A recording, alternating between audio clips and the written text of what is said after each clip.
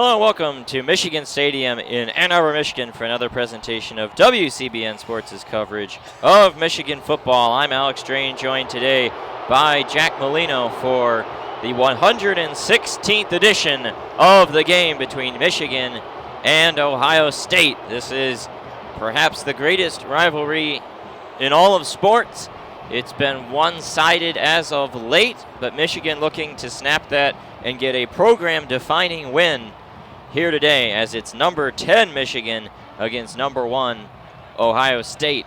Just about 5 minutes till kickoff here today. We'll have the national anthem in a few minutes as the players have just come out onto the field. But what are you looking forward to most today? It's going to be a tough task for the Michigan Wolverines. You're playing the number 1 defense in scoring and the number 1 offense in scoring. I mean, forget it's Ohio State Buckeyes. This is a very, very good team. I'm excited for the test, and it's, like you said, Alex, a program-defining chance to turn this program around and really, Jim Harbaugh could put his foot down and say, he is a good coach that can stick around at Michigan.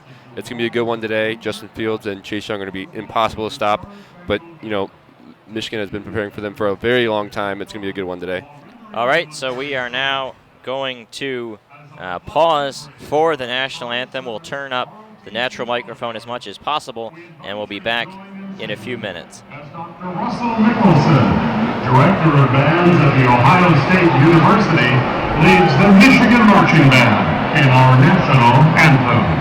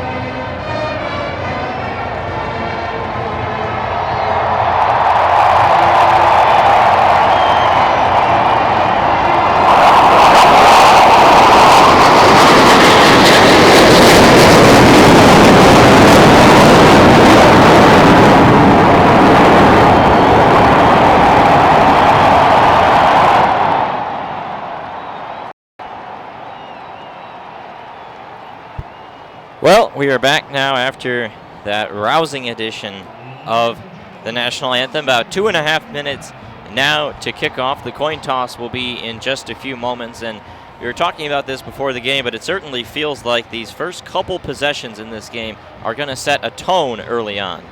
Yeah, for sure. Michigan, was able to keep it pretty close last year in Columbus, ended up losing 62-39, but, they did not come out strong, and you just kind of had that feeling that they weren't ready to play. And Ohio State, we talked about it before, they haven't played from behind. What if Michigan's able to give them, the first punch, that'll take Ohio State out of their, usual element, and maybe Michigan can come out with a win today.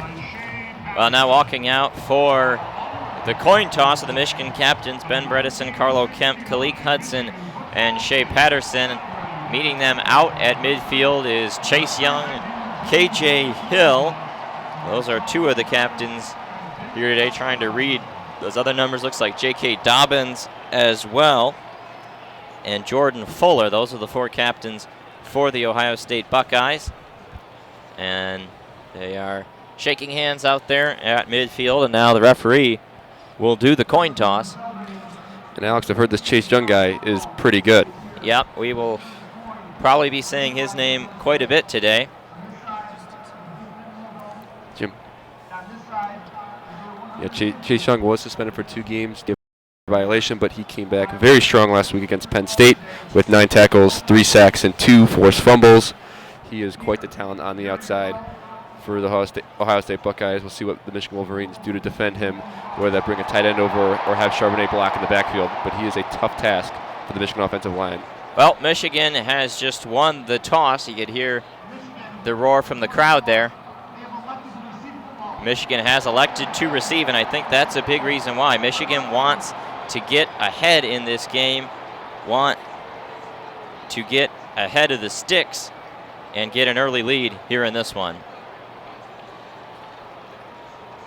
And so the team's now heading over to the sidelines, and we are now just about 30 seconds away from kickoff. And you think about where this game was a year ago. Michigan entered as a team that, had a pretty good season. They were 10-1, top 5 in the country. Seemed like they were coasting into the Big Ten championship game, but then ran into Ohio State, a team that had seemed like they had a down year, but Ohio State caught them off guard at home, and now it's kind of a reversed roles. Ohio State, the team in the top 5, seemed like they're coasting towards the Big Ten championship. Michigan seemed like early in the year having a bit of a down season, and so the roles reversed. Ohio State was able to catch Michigan off guard last season in Columbus. Can the Wolverines return the favor here in Ann Arbor today? Ohio State to do the kickoff. Michigan will get the ball first, and we are just about underway. Blake Haubiel, the place kicker, will be doing the kickoff for Ohio State. Ball placed down just inside the left hash at the 35-yard line. Back deep for the Wolverines, as always, Giles Jackson. He ran one back for a touchdown against Maryland a few weeks back. Always a dangerous kick returner back there for the Wolverines. And so Haubiel puts the ball down, and he'll take his requisite number of steps back and stand at about the 28-yard line. That's not quite as far of a walk back as you normally see from kickers, but he's going to run up now and boot this one away. It's a line drive kick, and it'll go over Giles Jackson's head out of the back of the end zone, and Michigan will get it on the 25. Wolverines started with the ball a year ago and ended up punting after a very short drive. Ohio State quickly scored a touchdown in the blink of an eye, and that really set the tone for the game. If Michigan can get ahead here, it will change things a little bit and the dynamic. Michigan scored first in both 16 and 17, and those ended up being very tight games that Michigan felt like they probably should have won both of them. And a strong start here is necessary. Shea Patterson comes out in a pistol set with Hassan Haskins behind him. Michigan's got 2 tight ends off that right side. They're going to give it to Haskins. He makes a nice cut back inside at the 30, shakes a couple tacklers, and he's down to the 33. That's an 8-yard run for the Michigan Wolverines, and we are now underway in the 116th edition of the game here from Michigan Stadium. Yeah, Haskins and Charbonnet a little slower last game compared to the last few games before that. If they can get the run game going, get the linebackers drawing up, that should open up the outside for some passing. And so now Patterson gets ready to take the snap in a shotgun set. He's got Haskins to his right, going to drop back. Got an easy completion underneath to Sean McCune across the 40 and down to the 42-yard line. So a couple quick completions, and they get a first down, and now more comfortably close to midfield. Michigan playing pretty fast here. Penn State last week against Ohio State did pick up the pace a little bit, keeping Ohio State on their toes all game long.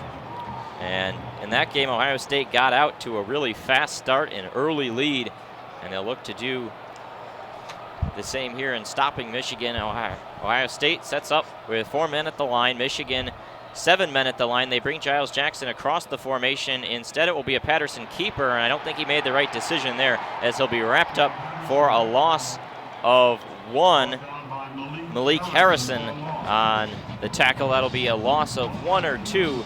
They'll mark the ball at the 41, and now Ohio State gets to put Michigan behind the sticks and set up a passing down where you get the threat of Chase Young as a pass rusher. Yeah, Patterson on the last play was able to avoid Chase Young on the RPO, but was tackled by the other defensive tackle. Loss of yards. Second out and 12. Patterson in the gun. He motions Haskins from his right side to his left. Again, they got the tight end McCune there. Now he's going to throw over the middle. Got it complete close to the 50.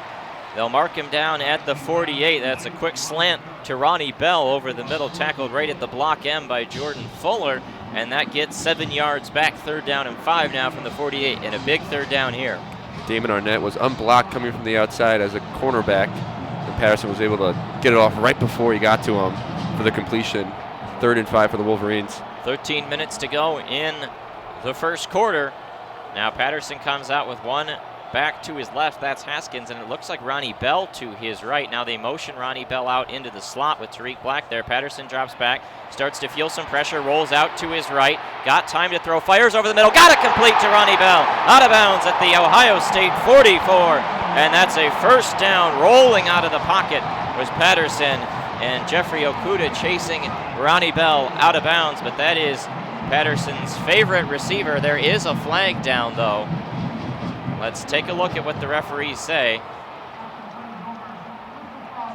And it's going to be a personal foul on Ohio State after the play. I think it might have been unnecessary roughness. Yeah, late hit out of bounds as Bell went over onto the Ohio State sideline. I did not see that one with my eyes, but that'll tack 15 more on, and now Michigan is well into Buckeye territory. Let's see where they spot the ball. It'll be on the Buckeye 30 and a first down for the Wolverines. Yeah, Ronnie Bell and Shea Patterson have really been on the same page all season long.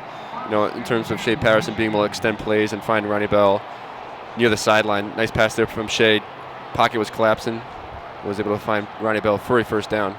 First and 10 from the Michigan 30. Patterson drops back, ready to throw. Fires across the field. Got Eubanks right at the first down line. It's going to be very close. We'll see if they give it to him, and they mark it at the 28. Second down and 2 upcoming, but a quick completion to Eubanks, and Patterson now starts 4 for 4 for 32 yards here in the early going. Yeah, Patterson only 59.5% on the year in terms of completion percentage. He's 4 for 4 to start, and they're just outside the red zone here. So Patterson now stands in there, ready to take the snap. Haskins to his right. It's been all Hassan Haskins in the backfield so far for Michigan. They take the snap, and it's going to be an end around going the other way around the right side of the field. That's Giles Jackson. He's got room. 10, 5. He's going to cut back. He is in. Touchdown, Michigan. 11:43 to go in the first quarter, and the Wolverines deliver an early blitz. 75-yard touchdown drive, and it's 6-0 pending the PAT. Giles Jackson, probably the speediest player on this Michigan team. They used him the right way right there on the jet sweep. Was able to get to the outside, evade the linebackers, and scores at the pylon. What a play there from Jackson. Gives Michigan the early 6-0 lead. And now coming out, are they attempting a 2-point conversion here? Quinn Nordine, nope. They set up in the old swinging gate formation, and now they'll set up normally. They had Nordine, the place kicker, in a shotgun formation ready to hike it. Instead, they bring him out. He runs up, attempts the extra point, and he missed it. I think the referees, I believe, signaled no good. Yes, they say the kick was no good. And so it says on both the scoreboard and the stat sheet 7-0, but it was missed. So 6-0, that is, or no, now they say this kick is good. Looks like they're consulting here at the 10-yard line, and it trying sure to looked figure like out. the referees to me signaled no good. It looked good from up here, but Now they adjust the scoreboard and they say no good. in a game like this, every point does matter. So the referee, on that extra point, the referees in the end zone certainly signaled no good. And that is what the Jumbotron said. They said it was 7-0, and then they corrected it and said 6. So it looks like it's no good. Yeah, it looks like it's no good to us. Huh. And Nordine has been spot on from extra points this season, so disappointing to see that. It looks like the Harbaugh shenanigans didn't pay off there at all. I'm not sure if We it's have to see a replay of that extra point. Just right, I believe. But what a first drive. Patterson 4 for 4, and then capped off by a Giles Jackson jet sweep to the right sideline and scores. 7 plays, 75 yards. So 6-0 Michigan here, and you talk about the kicking against Ohio State in the recent history of this rivalry. I mean, in 2017, Nordine missed an extra point. That one would have made it 21-14. Instead, it was 20-14 because of that missed extra point. Last year, the coaches seem to have lost confidence in Nordine, or he might have had an injury because Moody was the place kicker by the time the game came around. And he was perfect on the day in that one. And now it's been mostly Moody all season with Nordine as extra points. And then just in the last several weeks, they've changed back to Nordine kicking. And that's been the issue for Quinn throughout his Michigan career. He's got that monster leg, but it's the inconsistency, and it's missing extra points in big moments. He missed one in the Penn State game in 2017. He missed one in the Ohio State game in 2017, and he misses one here. But regardless, Michigan has that momentum, and they need to capitalize right here on the first defensive possession, as Ohio State will get the ball with 11:43 to play in the first quarter.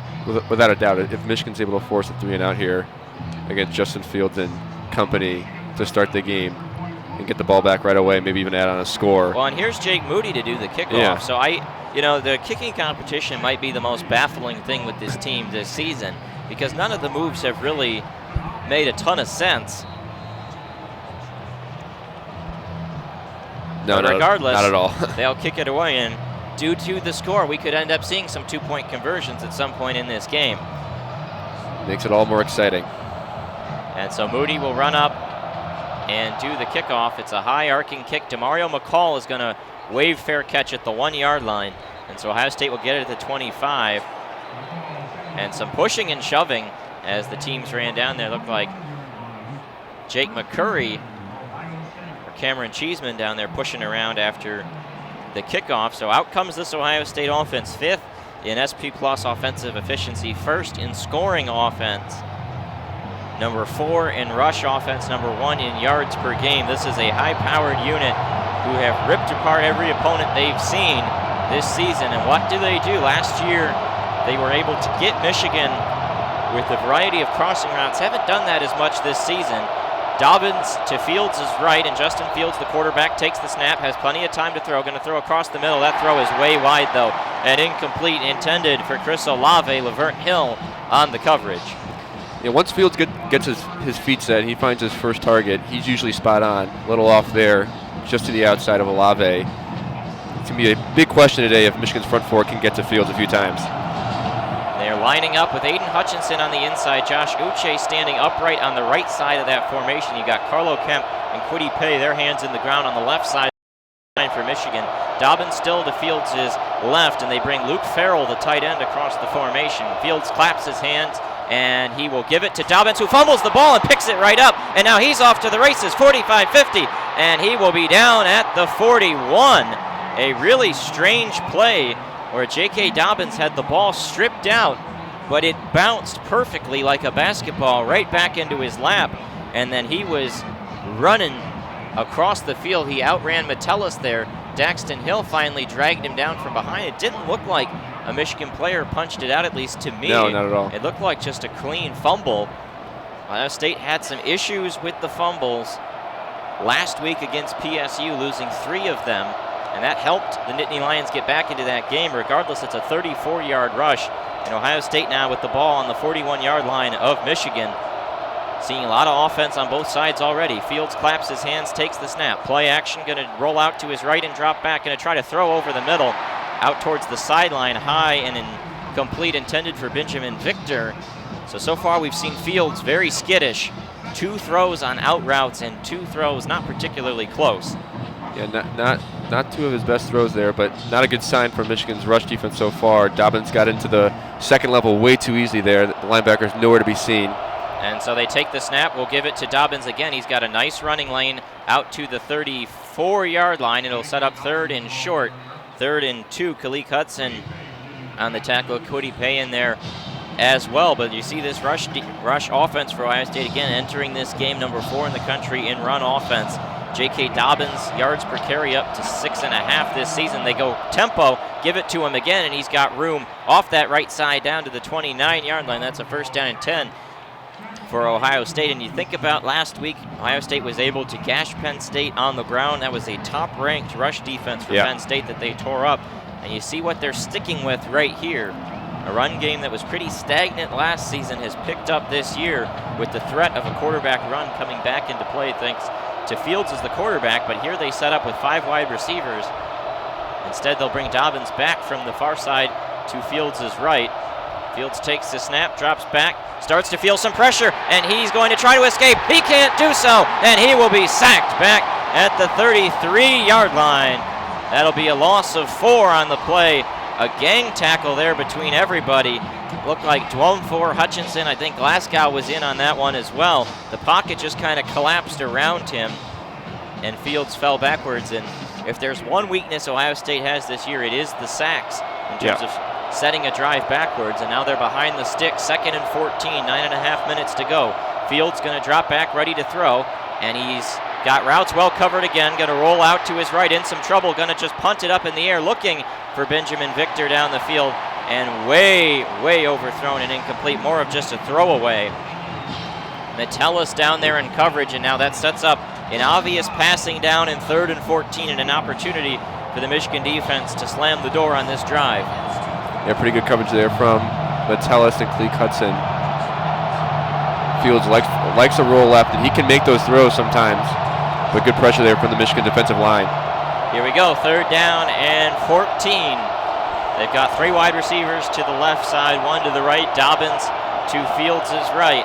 And he'll take the snap, does Fields, and he's just going to dump it off over the middle. Got it complete to Dobbins. Tries to make a cutback, and he can. 15, arcing outside at the 10, and he will be down at the 5. And you see Michigan sold out to cover those wide receivers on the far side of the field, and instead they just sent Dobbins on a little slant route coming out of the backfield, wide open over the middle, nobody accounting for him. Yeah, when you have 3 or 4 eyes set on Field, sometimes you lose track of Dobbins in the backfield. 1st and goal at the 5. They give it off to Dobbins, and he will walk into the end zone. And so now this game is tied at 6 with the Ohio State touchdown there and an extra point upcoming. So far in this game, a very fast start for both offenses. They had him on 3rd down, but unfortunate for the Wolverines, Dobbins was able to convert on the 3rd down, and Dobbins didn't get 36 carries last week for no reason. He's an extremely special talent, and Michigan's linebackers are going to have to do a better job against him. So now out comes Blake Haubeil. Snap out, hold is good, the kick is up, and it is through. So our score, Ohio State 7, Michigan 6. That missed extra point by Quinn Nordine, the difference right now. And so you think about this first 2 offensive drives for both teams. Michigan goes 75 yards in 7 plays. Ohio State goes 75 yards in 9 plays. And, I mean, if you were just looking at the defensive numbers, this would be a defensive battle on paper. Michigan 5th in defensive efficiency, Ohio State 1st, but both defenses not putting up a ton of a fight. Michigan did well to put Ohio State in a couple 3rd down situations, but just could not get off the field. Yeah, no, a lot of people calling for a defensive game this afternoon, but not the case so far in the first 2 series. Michigan had a chance to get off the field in that 3rd and 14, but Dobbins, with just his athleticism, just too good for this Michigan defense. They're going to have to do a better job against him. And in terms of Michigan's offense, looked really good. Obviously, Shea 4 for 4, and then capped off with the Giles Jackson touchdown. Could be a high-scoring matchup today, but hopefully Nordine's missed extra point is not going to come back and kick Michigan or bite them down the road. But how about J.K. Dobbins? I mean, his speed is unbelievable. I mean, the offensive line is definitely giving him holes, but he hits those holes harder probably than anyone in the nation, in my opinion. You know, he's going to be a dominant force today, and Michigan's going to have to keep a better eye on him for sure. And so Dobbins on that drive, 51 yards on 4 carries, a long of 34, 1 reception for 28 yards. And again, you look at Justin Fields on that drive, he did not look comfortable. Took a sack, had another play where he had to just throw it away, had 2 decently open throws that he just flagrantly missed. So Michigan did a good job in the passing game, except when it came to Dobbins. And you think about that 3rd down and 14 situation where Ohio State sets the wide receivers out wide, and the middle linebacker, not sure who it was in that situation, would have to see a replay, but went backwards to try and cover the wide receivers and just cleared out that middle. And Dobbins, I mean, was basically untouched across the middle. Yeah, absolutely untouched. And going back to what you said about Fields, you know, sometimes if his first read is not there, he does panic a little bit. And so I think that's something that Michigan can kind of take advantage of and see if they can get to him. He does take a little too long in the pocket. You know, once it collapses, after his offensive line gives him 2.5 or 3 seconds, he kind of keeps the ball a little too long and decides not to throw it away.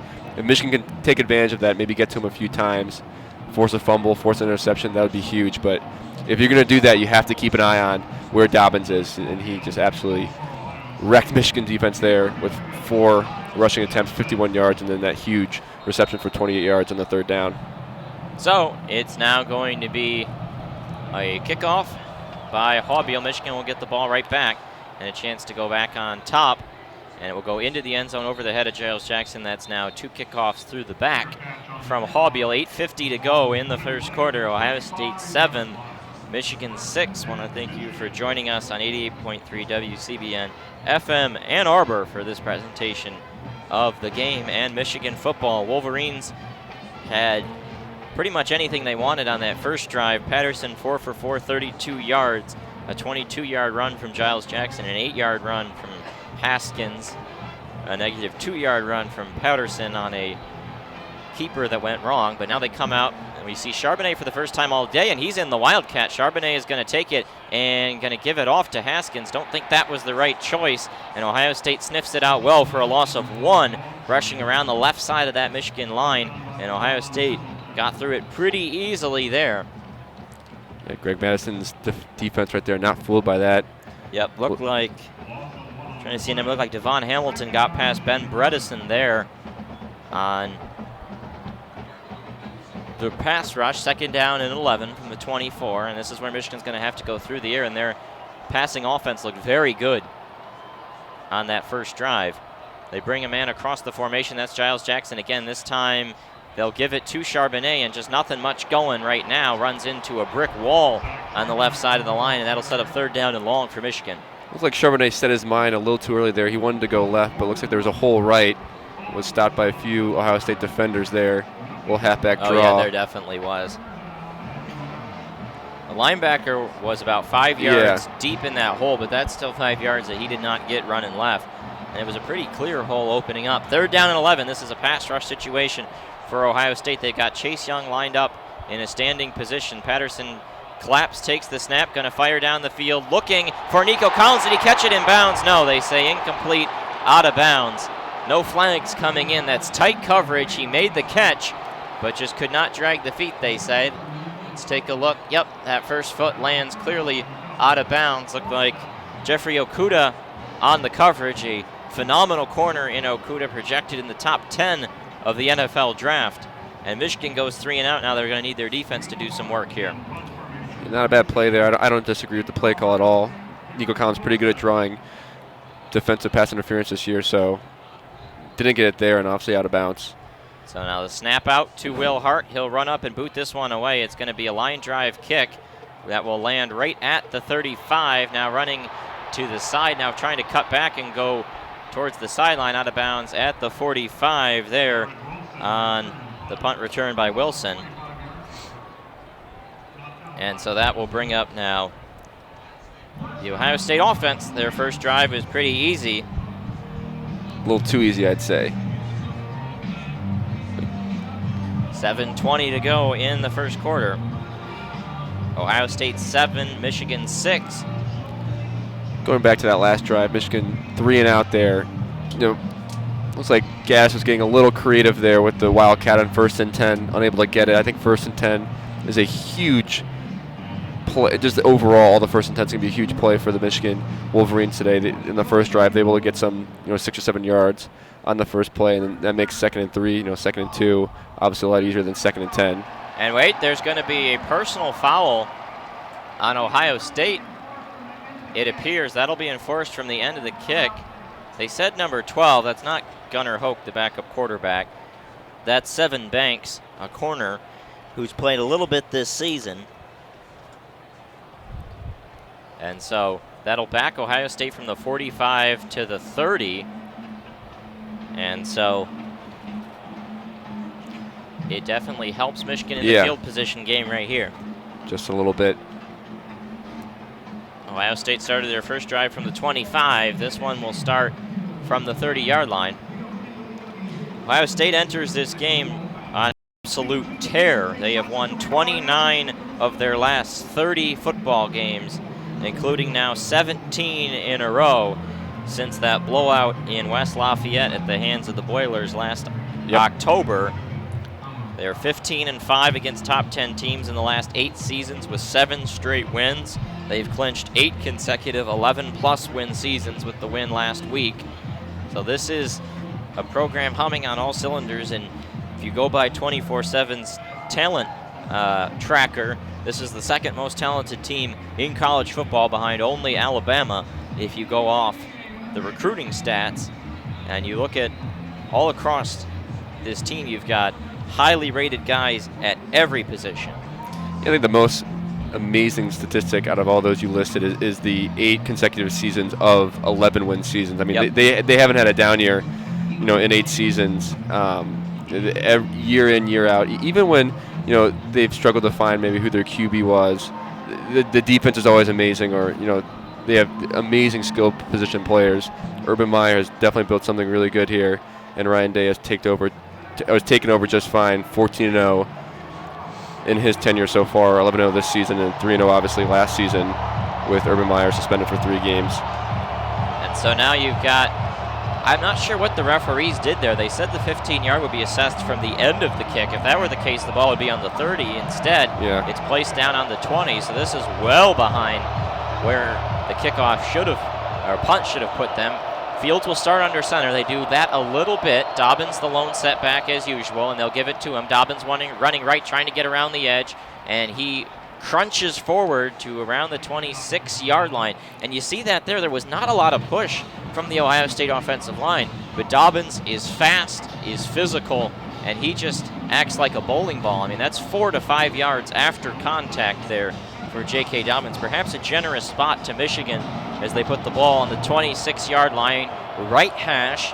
Dobbins lined up to Fields' left. They've got K.J. Hill in the slot and Garrett Wilson, the 5-star freshman receiver, on the far side. 2 more receivers to the right and Dobbins to Fields' right. And now they bring him in across the formation. It's Olave. He lines up almost like a tight end there. They'll give it to Dobbins again, and he surges forward right at the sticks. And they'll give him 3 or 4 for the first down as Dana makes the tackle. Yeah, Dobbins is so good. He moves east-west laterally, and then he'll cut really quick and move north-south to make sure he is gaining yards. Especially on that first down play, looked like he had nothing, was still able to garner 5 yards. Well, you see it there. Michael Dana meets him at the 28-yard line, and he goes down at the 30. Fields stands in the shotgun. Dobbins to his left. Michigan ran up to the line a little bit, looked ready to jump, but no one came across. Hutchinson on that left side of the line. You've got Dwumfor and Kemp in the middle. Dana on the right side. No sign of Kwity Paye right now. Fields takes the snap, drops back, throws. Got a man open in the flat. That'll be a 5-yard gain, a medium pickup. Has a nice tackle there from Josh Metellus and Kalik Hudson as the completion went to Rashad Berry. Lined up as a tight end, was able to just get to the outside, a few yards of separation. 2nd and 6 here for the Buckeyes. Yep, getting medium yards right now on first down. Fields takes the snap, drops back, ready to throw, going to fire it down the field. That one way, way overthrown. Intended for Garrett Wilson. Great coverage from Avery Thomas. And it goes out of bounds now. Another opportunity for Michigan to get off the field. 3rd down and 6. Not an obvious running situation. And Fields today now 2 for 6 through the air. 5:30 to go in the first quarter. Ohio State a 1-point lead over the Wolverines.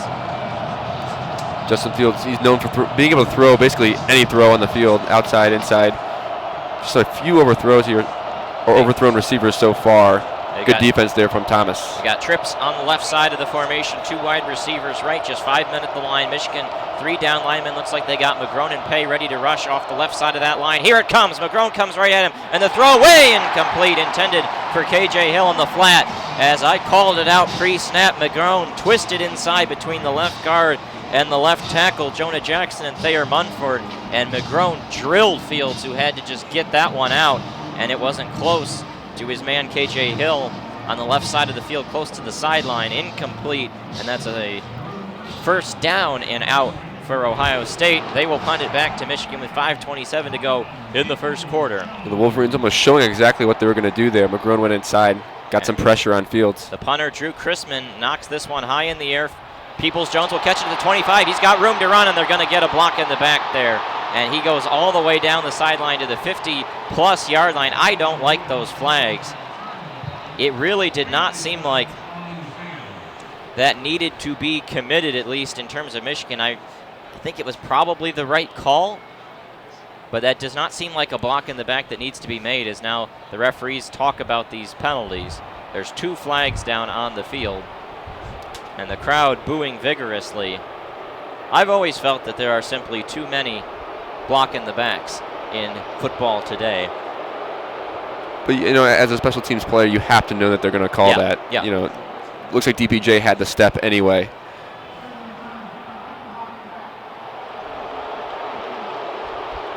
And that is going to go on number 17, Sammy Faustin. And again, that's another one that it'll be 10 yards from the spot of the foul, so that one will back Michigan up well into their territory. And right now, we have seen penalties on both teams' first punt returns, and it's just a question of, and that play, you look at it, Sammy Faustin's running down the field with his hands in the air.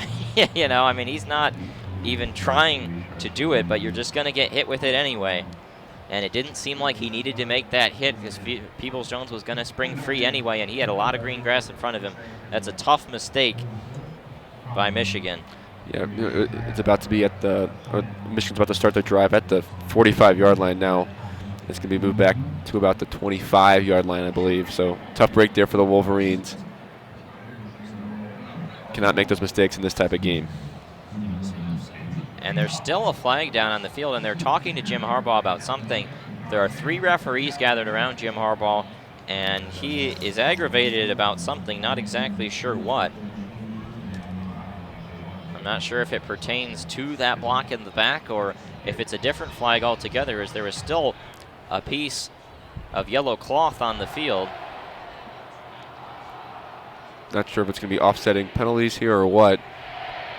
They just placed the ball down on the 17, so that will back Michigan up pretty far. And it makes sense because Peoples-Jones caught the punt right around the 25-ish yard line, and the block in the back occurred right to Peoples-Jones' left. About 1 minute to go in this media timeout. Again, I want to thank you for joining us on 88.3 WCBN FM Ann Arbor. 35 degrees and cloudy here in Ann Arbor today. Feels like 27, and the wind is a factor, and that may have had something to do with the missed extra point by Quinn Nordine, which is, for the moment, the difference in this contest in a 7-6 game. And it feels like it feels like the first game since at least 2011 that the game has been in Ann Arbor where it was not bright sunshine outside. You think about the 2013 game that went to double overtime. That was a beautiful day. 2015, a game I was at, it was a very nice day. 2017, I'm not sure if you were at that game, but that was a pretty nice day too, because it always has felt like in Ann Arbor it's sunny, and whenever the game's in Columbus, it's drizzling and cold. But today, much colder, gray skies, kind of hazy.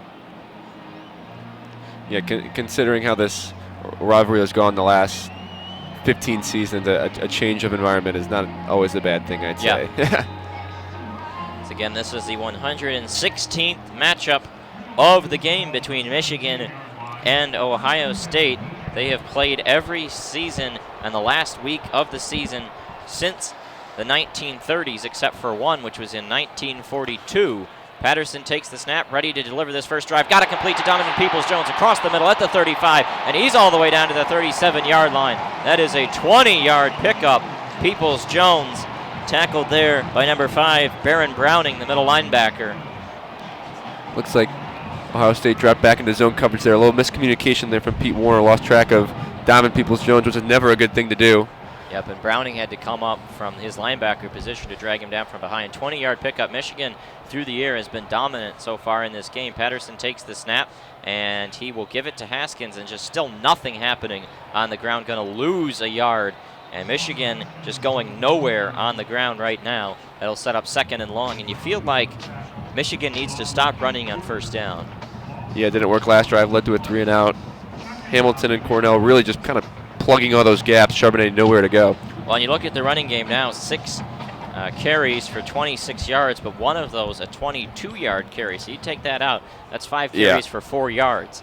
And that one carry that wasn't was an end around to Giles Jackson. I mean, everything from the running backs has been pretty not great right now. Arcing around behind, and Patterson will do a play action fire down the middle, and it is tipped up in the air and incomplete. Looking for Ronnie Bell, got hit from behind. Okuda looked like on coverage, and before the safety could come over and potentially intercept it as it got tipped up in the air, it fell down harmlessly, incomplete. Now a 3rd down and 11. A nice post route over the middle A little high there for Ronnie Bell, not known for his jump ball ability. And the crowd wants a potential pass interferences. It seemed like Okuda could have gotten there pretty early, but if you throw the flag there, you're going to throw it on pretty much every coverage. I mean, that was maybe 2 or 3/10 of a second early from Okuda. You have to let him play. 3rd down and 11, 4:04 to go in the first quarter. 7-6 Ohio State on top. Patterson in the shotgun. Haskins to his left, 4 wide receivers. Here comes the Ohio State pass rush. Going to fire over the middle, looking for Nico Collins. They want a flag for a hold, and nothing coming. The referees here today really letting them play.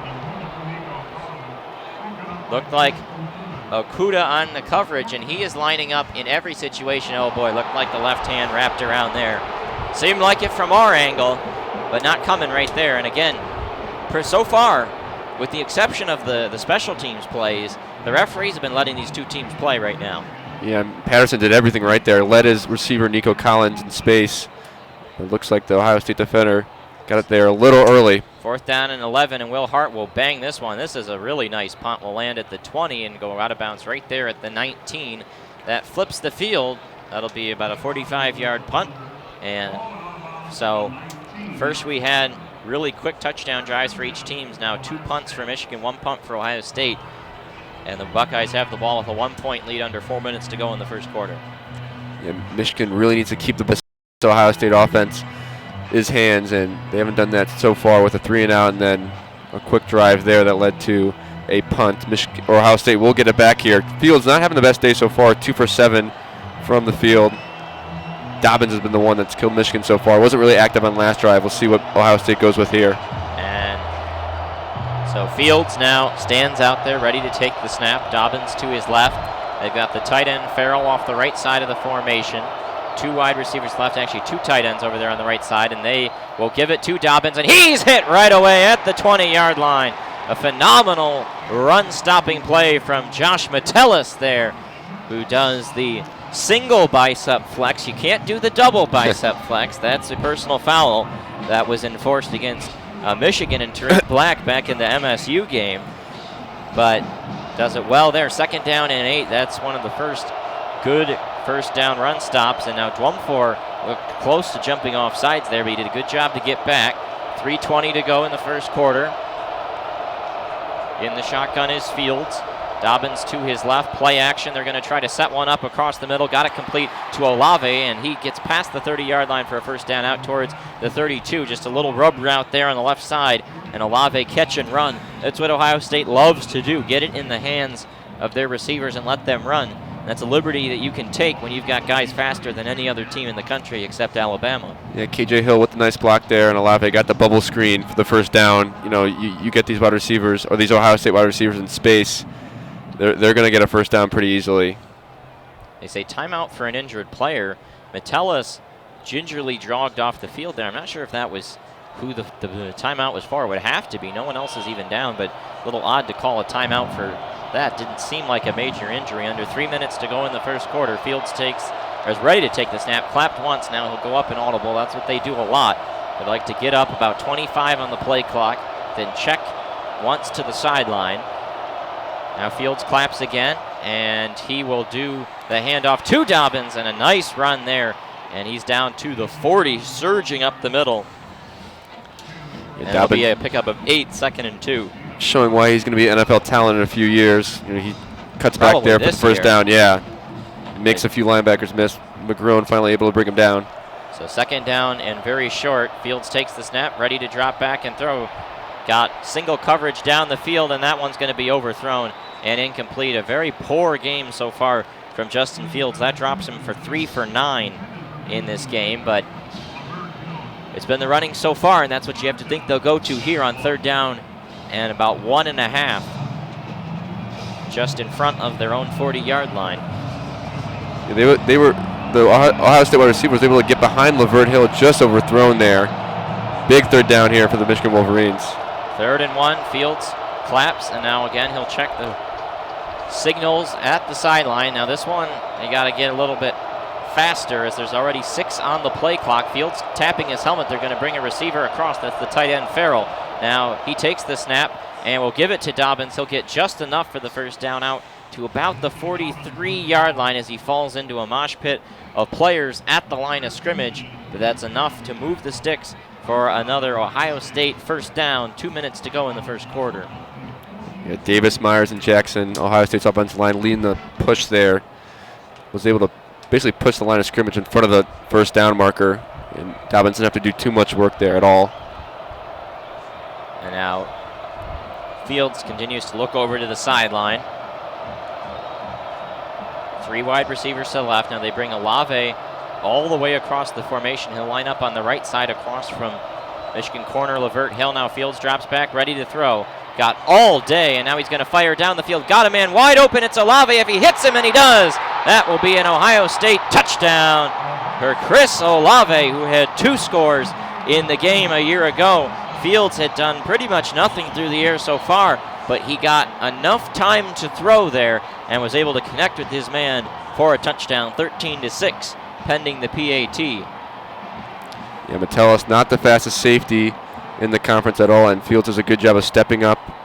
Gives his wide receiver time to develop the route and drops it right in there for a beautiful touchdown. Well, and so that's an interesting play as Hallbiel comes out to attempt the extra point, because Lavert Hill was lined up off of him, but looking at the replay over here on the Fox television, he passes him off to the safety, and that's just a bust, as Hallbiel's extra point is through, 14-6, because Hill just lets Olave run by him, and he says, Metellus, go pick him up. And Metellus seems very late to recognize that he needs to pick up Olave, and you cannot be late against Chris Olave, one of the fastest receivers in the country. We saw him torch Michigan's DBs a year ago. You got to know who you're covering, and Metellus is a guy who has not made a ton of busts over his Michigan career, has been a very reliable safety over the years, but not right there. No, Olave, that was just a simple go route, and like you said, Alex, Metellus was a little late to recognize that he was getting passed over to him, and Field just takes advantage of that defensive miscommunication for the Wolverines. So now 14-6 game, but this is still only a 1-score game, and if Michigan can come down here and get a touchdown, this is going to feel a lot tighter right again, but they need to reverse the momentum right now. And now the kickoff high and arcing, and that one will to the back of the end zone. No media timeout here for Fox Sports, which we're fine with. They've been moving this game along pretty well. We're at about 12:45 Eastern time. Kickoff was at 12:05. So this is actually a pretty long first quarter. Doesn't really feel that way. They've been trying to speed it along as we've got 1:27 to go in the first quarter. Ohio State 14, Michigan 6. Wolverines scored on their opening possession, have had 2 punts in their own territory. The last 2 drives going to need to get things going again. Got Haskins set up to Patterson's right. They bring Eubanks in the slot across. Now they're just going to dump it off to Haskins in the flat. He's going to go up the sideline. Nice job there, and that's an easy first down completion that gets him almost 9 yards and sets up second and short. And you finally get in a situation where you can feel comfortable running it and not getting behind the sticks. Yeah, we talked about how important first down is for the Wolverines today. Haskins just kind of sneaks out of the backfield, makes a move to the inside, goes outside. And he's dragged out there after a nice run by Baron Browning, the middle linebacker who's been coming on strong this season in place of Tuff Borland, who was the returning starter. Now Patterson will do a play action. He's got a man wide open. It's McCune down the sideline. 40, 35, 30, 25, and he's out at the 23. Feels like he could have cut inside and had some room to run, but Jordan Fuller knocks him down after a huge catch and run for the Wolverines. Yeah, McCune lined up on the right side as a tight end, just kind of sneaks out. The safety did not pick him up, and wide open there for about a 40-yard gain. Yep, that is a massive bust there by Ohio State. Trying to see the number of who it was lined up across from him over the formation, because that guy just stood there and let McCune run right by him and passed him off to the safety, Fuller, and Jordan Fuller had no shot but to let him run after a 41-yard gain. 1st and 10, Michigan from the 25-yard line of Ohio State. Shea drops back, ready to throw. Got a man wide open over the middle. He'll walk into the end zone. Touchdown, Michigan. Donovan Peoples-Jones. And this shootout continues with 19 seconds to go in the first quarter. Michigan strikes back, and we'll see if they go for 2 here. They are not going to. They're going to send Quinn Nordine out there. Missed his first extra point, so this is a big kick right here. Yeah, we have not seen any types of defensive lapses from the Ohio State defense all season long until today. We saw 2 in a row right there with McCune getting wide open and then Peoples-Jones getting right behind the secondary. Unbelievable. Michigan is able to almost tie it up after this extra point from Nordine. Ohio State barely ran a guy on the field, and that kick is up, and it is through. So now Ohio State 14, Michigan 13. Buckeyes will get the ball here in the late stages of the first quarter. But, you know, one thing's been pretty clear here today, that the Michigan offense, which had really been clicking after that Michigan State and Michigan State and Indiana game, gaining over 435 yards in both games. They came ready to click here today, and this is an Ohio State defense. They have not allowed 300-plus yards to any team this season, and Michigan's got over 150 in the first quarter. And their secondary has been unbelievable this season, Alex. I mean, 14 interceptions in the year. They don't allow big plays, and Michigan has had a few today so far. Michigan's offense is, it's kind of been the opposite this season, but Michigan's offense is keeping Michigan's defense in this game. Hopefully Michigan's defense can pick it up here and, keep Justin Fields in check. And, you kind of knew it was probably going to be a shootout entering this game, the way Michigan's offense was playing, the way Ohio State always fields great offenses. And now Jake Moody will do the kickoff. Ball placed right hash of the 35-yard line. Ohio State will get the ball. And he'll run up and ready to boot it away. A high arcing kick, and that one will go through the back of the end zone, land between the H and the I of the Michigan in the end zone, right down the middle. And again, always some pushing and shoving as the players run down the field. We have not seen a kickoff return so far today. So this, if Ohio State has a running play, this could well be the final play of the first quarter with 19 seconds on the clock, almost a 50-minute first quarter. Yeah, but how about the action this first quarter? It seems like we played a lot more than 15 minutes of football, I'll tell you that. We've seen about, I think, 7 or 8 possessions so far. A few 3-and-outs, but a few possessions with some huge plays. Some teams that usually don't make mistakes like that are making mistakes today. It's going to make for an exciting game. So Fields sets up in the shotgun. Dobbins to his right. KJ Hill, as usual, in the slot. 4 wide receivers for the Buckeyes. And they didn't get the playoff. Did Ryan Day get a timeout? He did. And that play clock really crept up on Ohio State, and the Buckeyes will have to burn a timeout in this first. Will drag on a little longer. As a Buckeye fan, you hate to see that, especially after a kickoff. Day has to burn a timeout. We'll see if that comes back to bite them at the end of the first half. Well, and those are the kinds of strange mistakes that have really hurt Michigan over the years under Jim Harbaugh. But it's Ohio State that makes a weird mental error right now. And how about, we look back at that drive for Michigan. How about that play call on 2nd down and 1 when we both thought it was going to be a run play? Play action, you get the tight end down the middle. And, Patterson right now 8 of 11 for 127 and a touchdown. He is dealing. Fields 4 for 10 for 100 yards. The big story is a 57-yard completion and a 28-yard completion. And really big moments. That's the speed of Ohio State as a factor. In the shotgun formation, Fields will keep it himself, going to try to run to the right side. He'll go out of bounds at the 31-yard line, picks up 5 on that play. But Michigan will almost take that with the way J.K. Dobbins is running the football. And the clock now ticks to 10 seconds remaining. This, in all likelihood, will end the first quarter. Ohio State is set up, but, they're just looking at the sideline. So they'll flip the field when we come back in the first quarter. But how about this? Ohio State 14, Michigan 13, the 116th meeting of the game. And it has been a dandy so far here on 88.3 WCBN FM Ann Arbor. And Dobbins, 9 attempts for 74 yards, a huge 3rd down conversion that led to a touchdown. And then finally the Chris Olave touchdown that just killed Michigan that one drive. Metellus, little, miscommunication there with Lavert Hill. But, Michigan is keeping in it. If you would have told me that Michigan would give up 14 points in the first quarter, I would not say the score would be 14-13. Michigan with a few big plays on offense for themselves. And this is going to be a shootout for sure. Well, let's take a look around scores around college football as we have this first quarter break. One of those long 3.5-minute media timeouts. As, really it seemed like that they were not doing a ton of media timeouts, at least late in that quarter. You think they might have expended all of their commercials early on. Georgia leads 17-0 over Georgia Tech. No surprise there. The Yellow Jackets in a tough rebuilding here. Clemson 14-0 over South Carolina.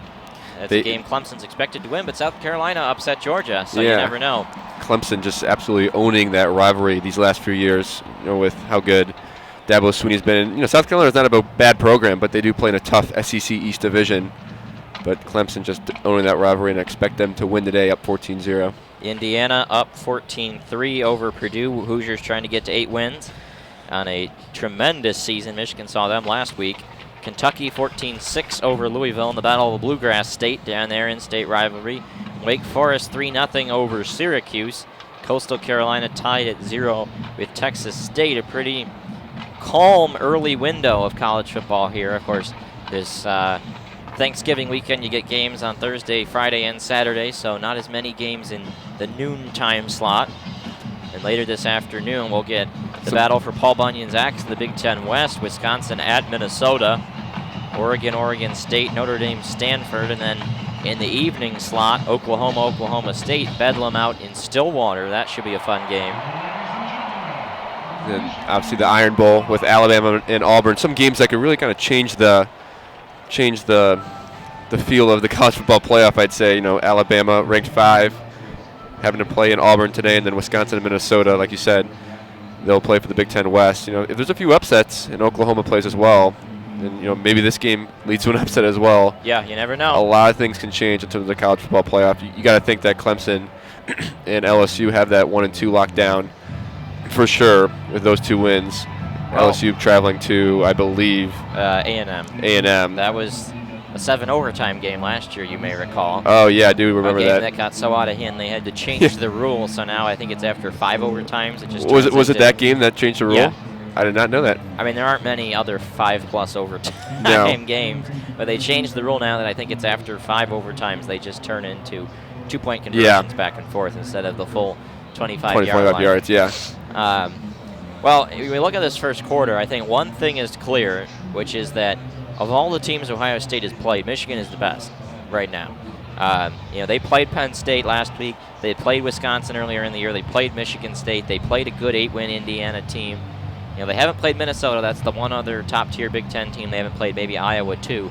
But Michigan is playing Ohio State tougher than anyone else, and it's not particularly close. No. Wisconsin got shut, or no, they had 7 points against Ohio State. Yeah. But this is a totally different story. And their away schedule in particular has not been strong at all. I mean, they were at Nebraska, who ended up being fake, 5-7. Northwestern, Rutgers. And so Indiana, this is definitely the toughest test for Ohio State, without a doubt. Second down and about 4.5. Fields gets ready to take the snap, and he will give it to Dobbins. Not a ton of running room there. Dobbins burrows like a groundhog through that line of scrimmage and is down about a yard short of the line to gain. It'll be 3rd and 1 from the 34-yard line. Carlo Kemp on the tackle, and again, you just see Dobbins, the strength. He's not as beefy as Ezekiel Elliott, but he is a strong runner. At 5'10", 217, has really bulked up over his years in Columbus. Now a junior, likely to declare for the NFL draft after the season. Projected 2nd-round pick, which could be good value for the team that picks him. Fields under center, and they are just going to try to sneak it, and Fields is able to plow forward for the first down. He's a big boy, 6'3", 223, out of Kennesaw, Georgia. And behind his center, Josh Myers, the redshirt sophomore, able to pick up 2 yards and a first down at the 37-yard line of Ohio State. And that's why Dobbins on 2nd and 4, him getting the extra few yards is huge, because 3rd and 3 is a lot different than 3rd and 1. Yeah, you can't sneak it there. Yeah, you cannot, except only Nate Stanley of Iowa can do that, which he did yesterday. Fields comes out. As usual, they're running a lot of 2 tight end sets. They got Farrell and Ruckert, the tight ends, off the right side there, where he will give it to Dobbins, and he is grabbed by the shoestring after about 4 yards at the 41. Aiden Hutchinson, I think, might have been the one to grab him, and a flag comes in after the play. I don't know what that is. I didn't see anything malicious there at the line of scrimmage after the play. Yeah, not sure. I mean, and that's going to be an unsportsmanlike conduct on the defense. That'll be a 15-yard penalty. It's on Carlo Kemp as they announce number 2. Let's see if the Fox TV, it's a little bit behind us, has a replay, because I mean we were looking we were looking right at the play, and we did not see anything. But that moves Ohio State well into Michigan territory. They'll place the ball down on the 44. Let's take a look. Dobbins was held down by a shoestring. Looked like he ran over Dobbins and Carlo Kemp, but was it Carlo Kemp holding on to his shoestring a little too long? I don't know. Looking at that replay, I have no idea. Dobbins ready to line up in the backfield again, and they'll give it to him again, but coming off the edge is Josh Metellus.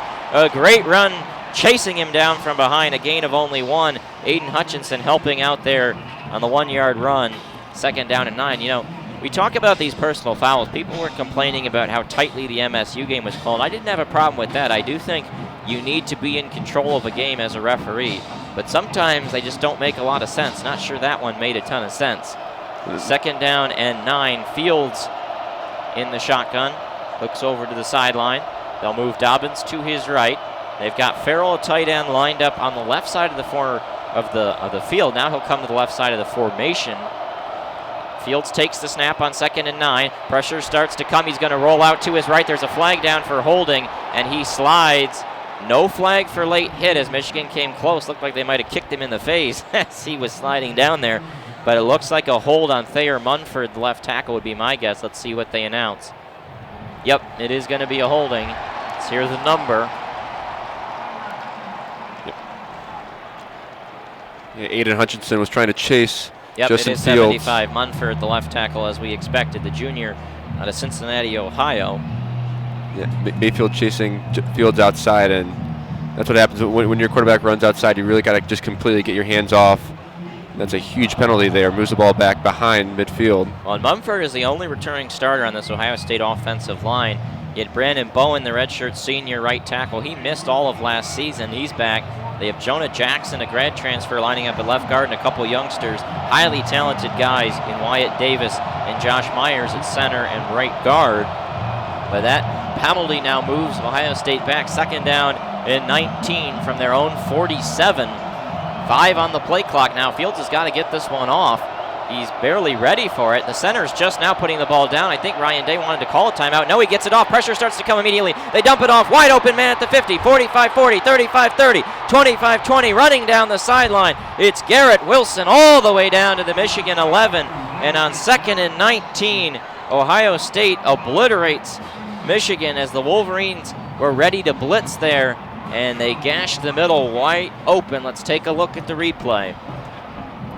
Yeah, Garrett Wilson just kind of sneaks out to the right side. Little easy pass there from Fields, and he gets a gain of 35 yards. And it was a second away from being a delay of game for the Buckeyes. Well, and what's interesting there is that Michigan brought the house, and the linebackers cleared out. Nobody open over the middle. Now 1st and 10, Ohio State from the 11. Michigan's got to slam the door.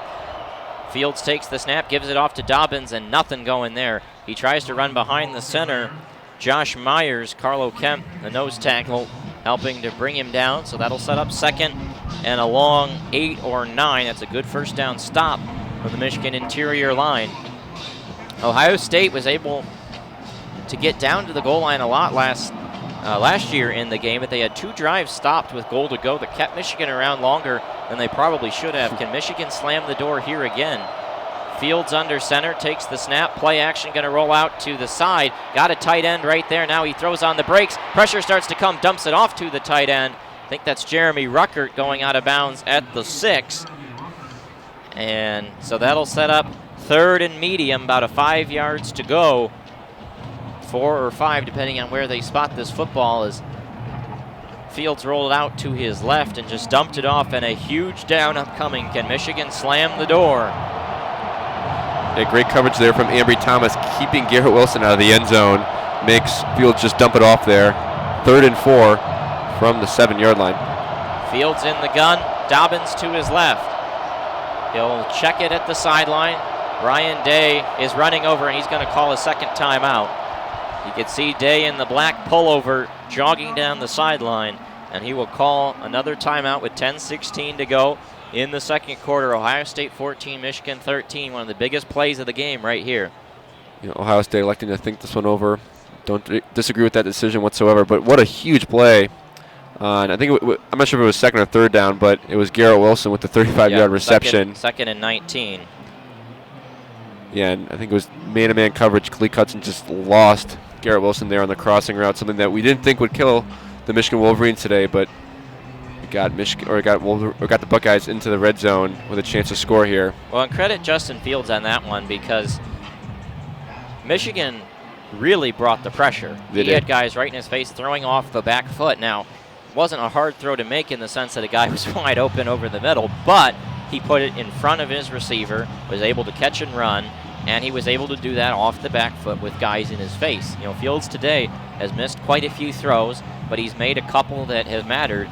And when you look at this Ohio State team, it is the strength and the speed of their receivers and their running backs that is the difference. And that's the risk reward you run. You know, if you're going to bring the blitz, it's going to be man-to-man coverage for your secondary. And if you can't keep up with some of these fast wide receivers that Ohio State has, they can kill you in open space. And Garrett Wilson did just that. About 80 seconds to go in this timeout by Ohio State, and then we'll come back for a huge 3rd down and 4 situation, more or less a 3rd down and goal to go with the first down sticks at about the 1.5 yard line of the Wolverines. Total yardage right now, 234 Ohio State, 153 Michigan, but well over half of that total yardage for the Buckeyes has been 3 plays. Yeah. We haven't seen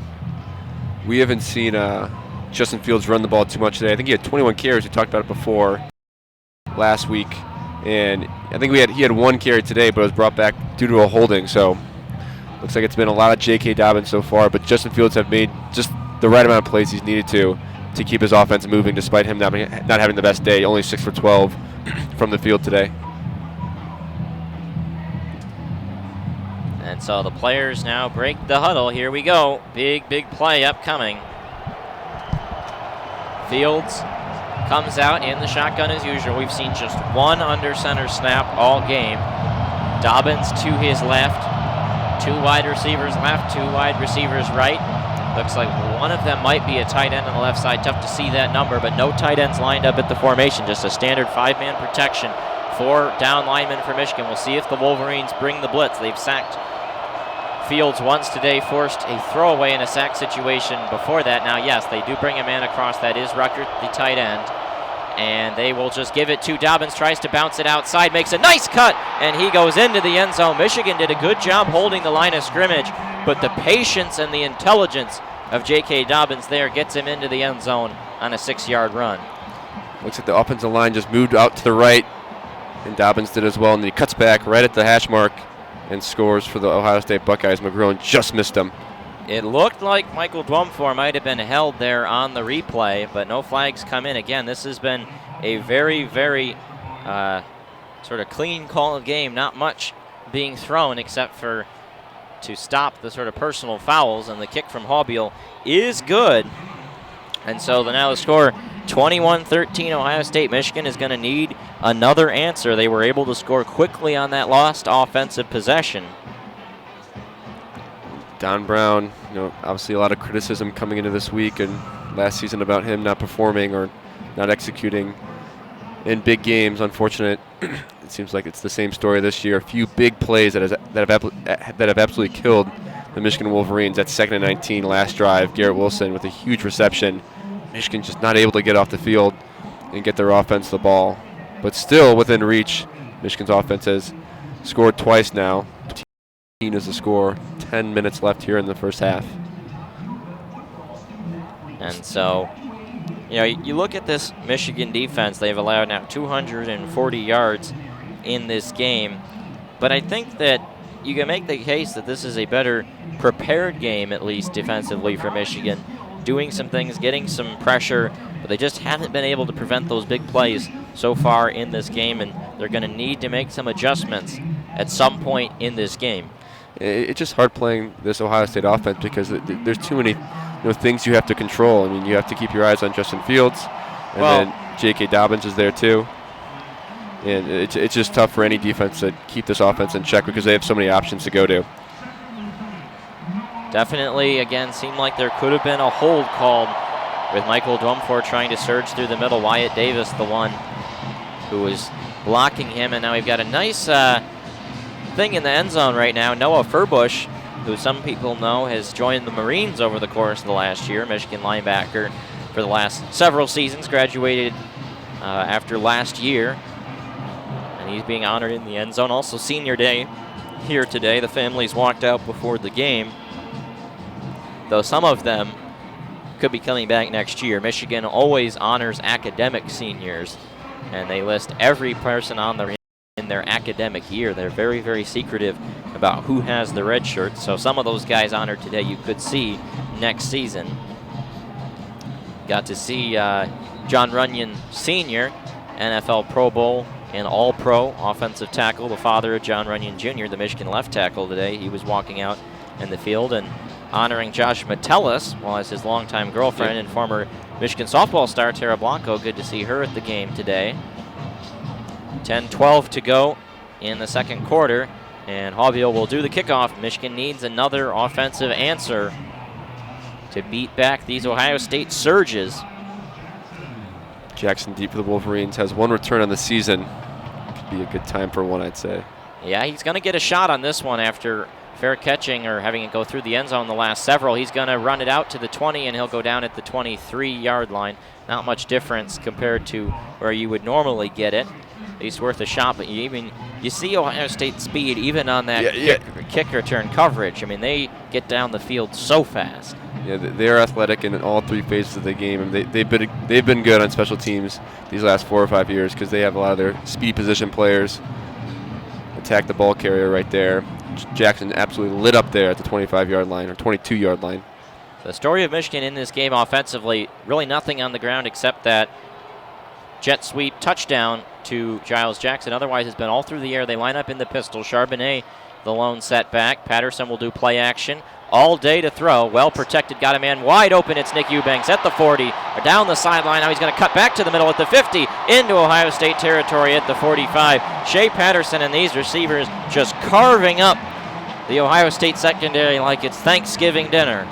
And Patterson has improved so much this season in terms of staying in the pocket and stepping up. He used to escape the pocket early in the season and not really step up and make good throws, but he did a good job there, trusted his offensive line, and finds Eubanks for a huge first down play. Justin Hilliard there on the tackle. And now it looks like we've got another Wildcat situation. Looks like this is the Haskins cat.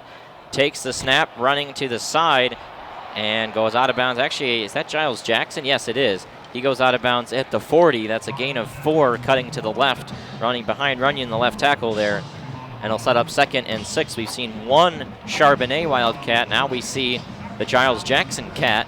He had Haskins to his right. It's normally been the Haskins cat this year, but Michigan doing a lot of different things with these Wildcat formations the last several weeks since you have really seen the Josh Gaddis effect take over in his first season as Michigan's play caller and offensive coordinator. Now they line up Jackson to the left side, 4 wide receivers, and a tight end, McCune, helping in pass protection. Patterson's going to roll out to his right, pursued by Chase Young, throws across the field, got it complete, going out of bounds. That'll be a Michigan first down. A nice find there as Nico Collins goes out of bounds at the 29-yard line. First down, Wolverines. Really the first pressure we've seen from Chase Young today. Patterson able to escape, though, and find his man Nico Collins. What a throw there from Shea Patterson.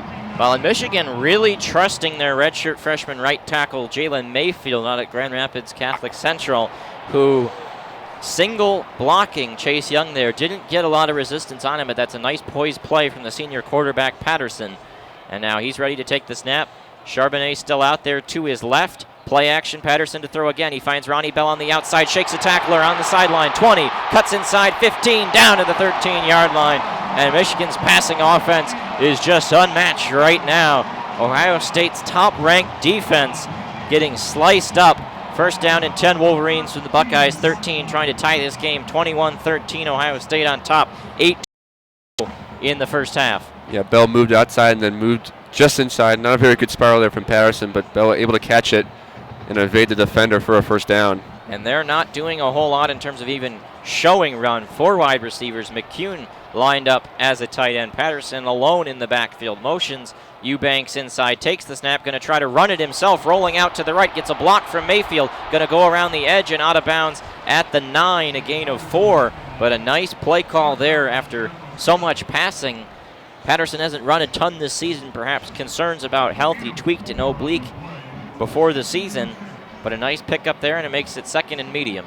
Yeah, we haven't seen a design run from Patterson. I feel like in a few games was able to get 4 yards on that play. Makes it 2nd and 6 from the 9-yard line for the Wolverines. So Patterson gets ready to take the snap. He's got Charbonnet to his left. It's been all Charbonnet on this drive except for Haskins on the one Wildcat keeper with Giles Jackson. Patterson takes the snap. He's going to run it again. Oh, made a bad cut there. And he's going to lose 3 yards, and it'll set up 3rd and long. Should have cut inside. He had room to run, and Pete Werner brings him down. We've seen the issue for Patterson this season, the instincts in the run game. Michigan running backs have not made the right cuts so far this year. And you see if he had cut inside, he had Bredesen pulling, and instead tried to bounce it outside towards the sideline. And that's a brutal mistake. And now a big 3rd and long. We saw Ohio State cash in a similar situation on that last drive, 3rd and long, down near the goal line. Can Michigan do the same here? Patterson ready to take the snap. 4 wide receivers. Claps once. Claps again, takes the snap. Ohio State brings a blitz. He fumbled the football, and it's rolling around. I think Ohio State has it, and they do. Michigan this season lost all those fumbles early in the year. They lost 16 of them on the season, most all through the first several weeks. Patterson a major factor in that, and just not able to secure it. And Robert Landers, the defensive tackle, comes up with it for the Buckeyes, and a huge takeaway with 6:30 to go in this game, in this first half. Yeah, turnovers seem to be a huge problem for the Wolverines to start the season. They had 9 in the first 3 games, and then now in the last 3 games they've only had 2. Now make it 3 with the Patterson fumble right there. You knew going into this game that you cannot turn the ball over in situations like that where you're about to score and capitalize on a really good drive. But Patterson just makes a mistake there. Looks like he was using the hard count on that second clap. Just a little early snap there. And that's one you've got to secure. Yeah. You've got to secure it. Even if you fumble the snap, you've got to fall on it. And it sort of looked like the Keystone Cops trying to fall on it there as it just wiggles away from him, and then the pile falls on it. And one of the funniest things in football is the inability of teams to fall on fumbles, how the ball rolls, because the whole line fell on it, and it still got loose, and it was Landers who was on the outside of the mosh pit who was able to come up with it. And sometimes those offensive linemen are so fixated on their blocking assignments that they don't even know that there is a fumble.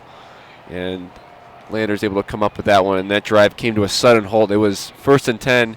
Patterson with the design run made it 2nd and 6. It was really a pretty play, and then they decided to do so this season, and it's kind of shown right there with the costly fumble. Ohio State will get it back with 6:32 remaining in the first half, up 21-13. Justin Fields will take over, 6 for 12 in the day so far. Dobbins, 90 yards. Let's see if Michigan can hold this Ohio State defense and get the ball back in decent field position. Maybe a sack or 2. Something to keep Ohio State in their own zone after the mistake there from Patterson. Well, this is the first drive all game that we have seen from Ohio State where they have a 1-score fully lead. They've had the ball with a 1-point lead, but now a 21-13 lead and the football. This is a huge drive, and Dobbins goes forward for 5 yards to the 21. I mean, he's averaging 6.5 yards per carry this season. I mean, there's almost an assurance that he will get almost 5 yards per carry. Michigan's only been able to keep him under that on a couple carries so far. His ability just kind of to get small and kind of find the holes and then finally jump through the hole and get a few extra yards. Well, in that regard, he's very reminiscent of Ezekiel Elliott, at least to me, who was excellent at falling forward, still is in the NFL, but especially at his time at Ohio State. Dobbins unquestionably the best Ohio State running back since Elliott. Now Fields will keep it himself, going to try to run, and he goes forward to the 31-yard line, running along the left side, and that is a Ohio State first down. And again, it's all about the size on these Ohio State guys. Not just are they fast, but they are big. When you hit them, they fall forward. Yeah, that's a tough play. Kwity Paye has to make a decision on that run option. Is he going to stay with Dobbins, or is he going to follow Fields, and Fields using the deception there? It looked like the ball was going to be handed off to Dobbins, but he keeps it and gets the first down for the Buckeyes. Cam McGrone able to pick up the tackle there. First down and 10. Buckeyes at the 26-yard line. 5:30 to go in the second quarter. Fields takes the snap, hands it off to Dobbins, and finally Michigan's able to lock down, hold him to about 2 yards. A really nice tackle there in the middle. Michael Dwumfor, who's had a pretty good game so far, along with Jordan Glasgow, the linebacker, coming up to help make that play. Carlo Kemp in as well. Second down and 8, 5 minutes even to go in the second quarter. Buckeyes go tempo. Fields drops back, going to try to throw over to the sideline. Juggled and caught right at the sticks. That'll be a first down to Austin Mack. Lavert Hill pushes him out of bounds. And it'll be about a 10-yard pickup. They'll put the ball down at the 37 and a first down. That's practically unguardable. I mean, when Austin Mack makes that cut back, Lavert Hill has absolutely no chance, and a throw there on the money for the first down. So Justin Fields checks the sideline. And he'll go back standing next to Dobbins. Brings a receiver across. That's Rashad Berry. He lines up behind the left tackle, Mumford. Fields drops back, and he's got plenty of time to throw. Fires down the field. That one way underthrown and not close to K.J. Hill. Incomplete, second down. The wind got under that a little bit. Metellus had a pretty good position there defensively, pushing his wide receiver to the outside. See if Michigan can stop him on the 2nd and 10 and force a third and at least 5 yards. Five-star freshman defensive tackle Chris Hinton was in on that snap for Michigan. Now they run him off the field. This is their pass rushing package with 4 DEs as down linemen. Josh Uche looked like he jumped for a second, but they didn't get the snap off, so he gets back on sides. It's Uche and Pay on the edges with Dana and Hutchinson in the middle. Fields drops back. Pressure starts to come up the middle, and it's Uche. Fields able to escape, fires towards Dobbins, but throws behind him and incomplete. Dobbins had leaked out of the backfield and was standing at about the 41-yard line. Could have had a catch and run for close to the first down, but Fields airballed that throw. Fields now 7 of 15 for 153 in this game. Has not looked particularly sharp, but has made a couple big throws. They're going to need one here on 3rd and 10 from the 37. Looked like Fields was going to take that for a first down. He had a step on Aiden Hutchinson, decides to make a throw for incompletion, 3rd and 10. Big house getting loud. Fields stands in there. Dobbins to his right, takes the snap, going to get ready to drop back. Pressure starts to come. He's going to try and step up. He's not going to be able to get there. Brought down from behind. He's able to pick up some yards, so it's not a sack. He picks up about 5 scrambling behind the center, but Aiden Hutchinson coming in from behind brings him down. And now with 4 minutes to go in the first half, Michigan can get the ball back and try to score to tie this game up right before halftime. 21-13 Bucks on top, but Drew Chrisman comes out to punt it away to Michigan. Donovan Peoples-Jones back deep at the left hash of his own 20-yard line. Yeah, the entire defense doing a good job there. Good coverage from the secondary and good pressure from the defensive line, forcing the 3rd down or the 4th down for the Buckeyes. And false start here. And that looks like an offsides. That could give Ohio State a first down. Peoples-Jones catches it at the 23. Is it a legal motion or is it an offsides? It seems, since they went with the play, it would seem like an offsides, in which case that would be a brutal mistake. Let's see what the referees say. And it is going to be an offsides on Michigan. Holy cow. That coupled with the fumble in the red zone, these are 2 costly mistakes that could possibly lead to another Ohio State score here before the half ends. And that's Kalik Hudson there, one of the best punt blockers in Michigan history. Blocked one against Michigan State just a couple weeks ago. A senior who came back to Ann Arbor to try and beat Ohio State just makes perhaps the worst mistake of the game for Michigan thus far. And those are things that can't happen. No, and special teams for the Wolverines have been practically flawless this season. Well, and the other thing about it is, I know Kalik Hudson likes to block punts, but there's no reason to ever time a snap count on a punt. No. You want to block it, yeah, but at the very least, don't jump off sides. That is the one thing you can't do. There's no incentive to try and time a snap count on a punt. You only block 1 out of every 10 at best. So Fields drops back, first down and 10, fires down the middle, got a man open if he can hit him, and he does at the 5-yard line. That'll be 1st and goal, Ohio State. Looked like Garrett Wilson running down the seam step for step was the redshirt freshman corner Vincent Gray, but Fields deposits it in there, and that's just a microcosm of the game for Justin Fields as you see Wilson off balance. And now 1st down and goal, they give it off to Dobbins, and he will walk into the end zone for an Ohio State touchdown. And that's how you make a team pay for making a stupid mistake on special teams. 2 plays, 50 yards, and Dobbins caps it off, gives Ohio State the 27 13 lead. Unbelievable. Well, and, again, you think about it where with Fields in this game, he's now 8 for 16, 200 yards and a touchdown. Overall, he's been very poor, but he's made 3 just top-tier throws, 50-plus yards down the field, dropping them like dimes into the hands of the receivers. And out comes Blake Haubeil, and he puts it through. And that's been the story for Ohio State. When Fields has been bad in the pocket, they've been able to make up for it with the Dobbins running game. Yeah. And when he's been good, they've moved down the field on those deep passes. And I didn't even think that was half-bad coverage from Vincent Gray. No. I mean, he's just, beaten by maybe half a step.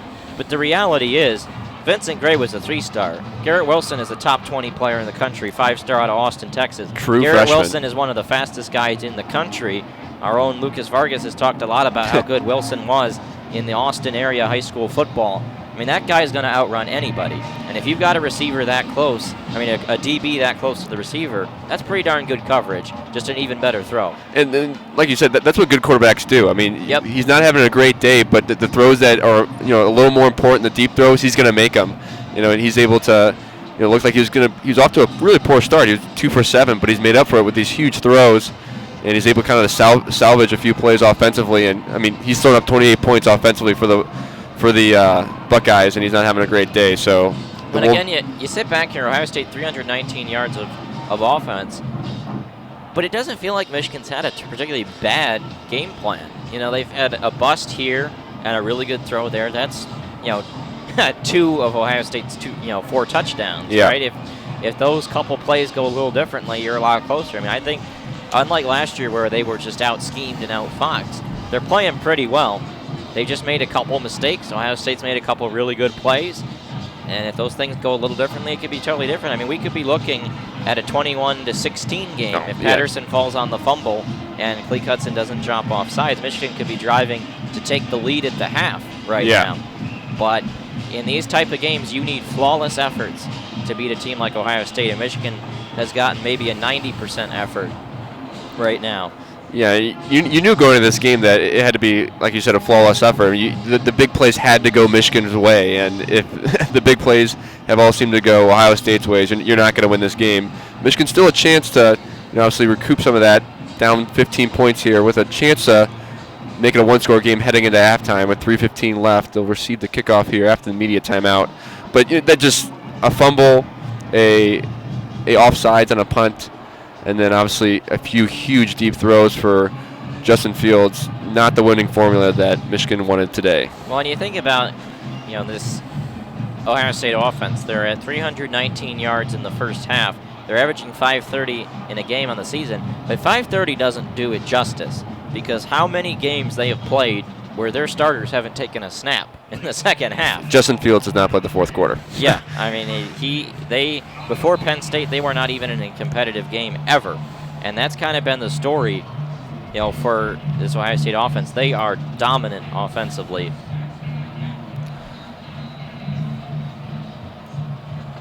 Last week against Penn State, they were able to rack up 417 total yards of offense. That was with some fumble issues. Giles Jackson calls for a fair catch at the 4. So the ball will be placed on the 25. That's where Michigan will start, and they need a touchdown here. Absolutely need a touchdown.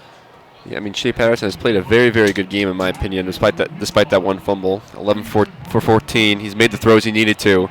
He's going to need to come up with a big drive here and try to enter this half at least down 1 score instead of 2. And so Patterson now comes out, ready to roll. Charbonnet to his right. Eubanks off the left of the formation. 2 wide receivers to the right. Also McCune on the left side as well. Patterson takes the snap, and they hand it off to Charbonnet. Puts his back to the Ohio State linebackers. He gains 1.5. Justin Hilliard helps in on that tackle, but it has been excellent defense in run defending from Ohio State today. Yeah, only 27 yards total for Michigan rushing. One of them coming on a huge play for Giles Jackson, the touchdown. Yep. So, but you take that away, it has not been a successful day on the ground for Michigan. 2nd down and 8. They're going to need Patterson to make some really big throws here on this drive. Down 28-13 with under 3 minutes to go.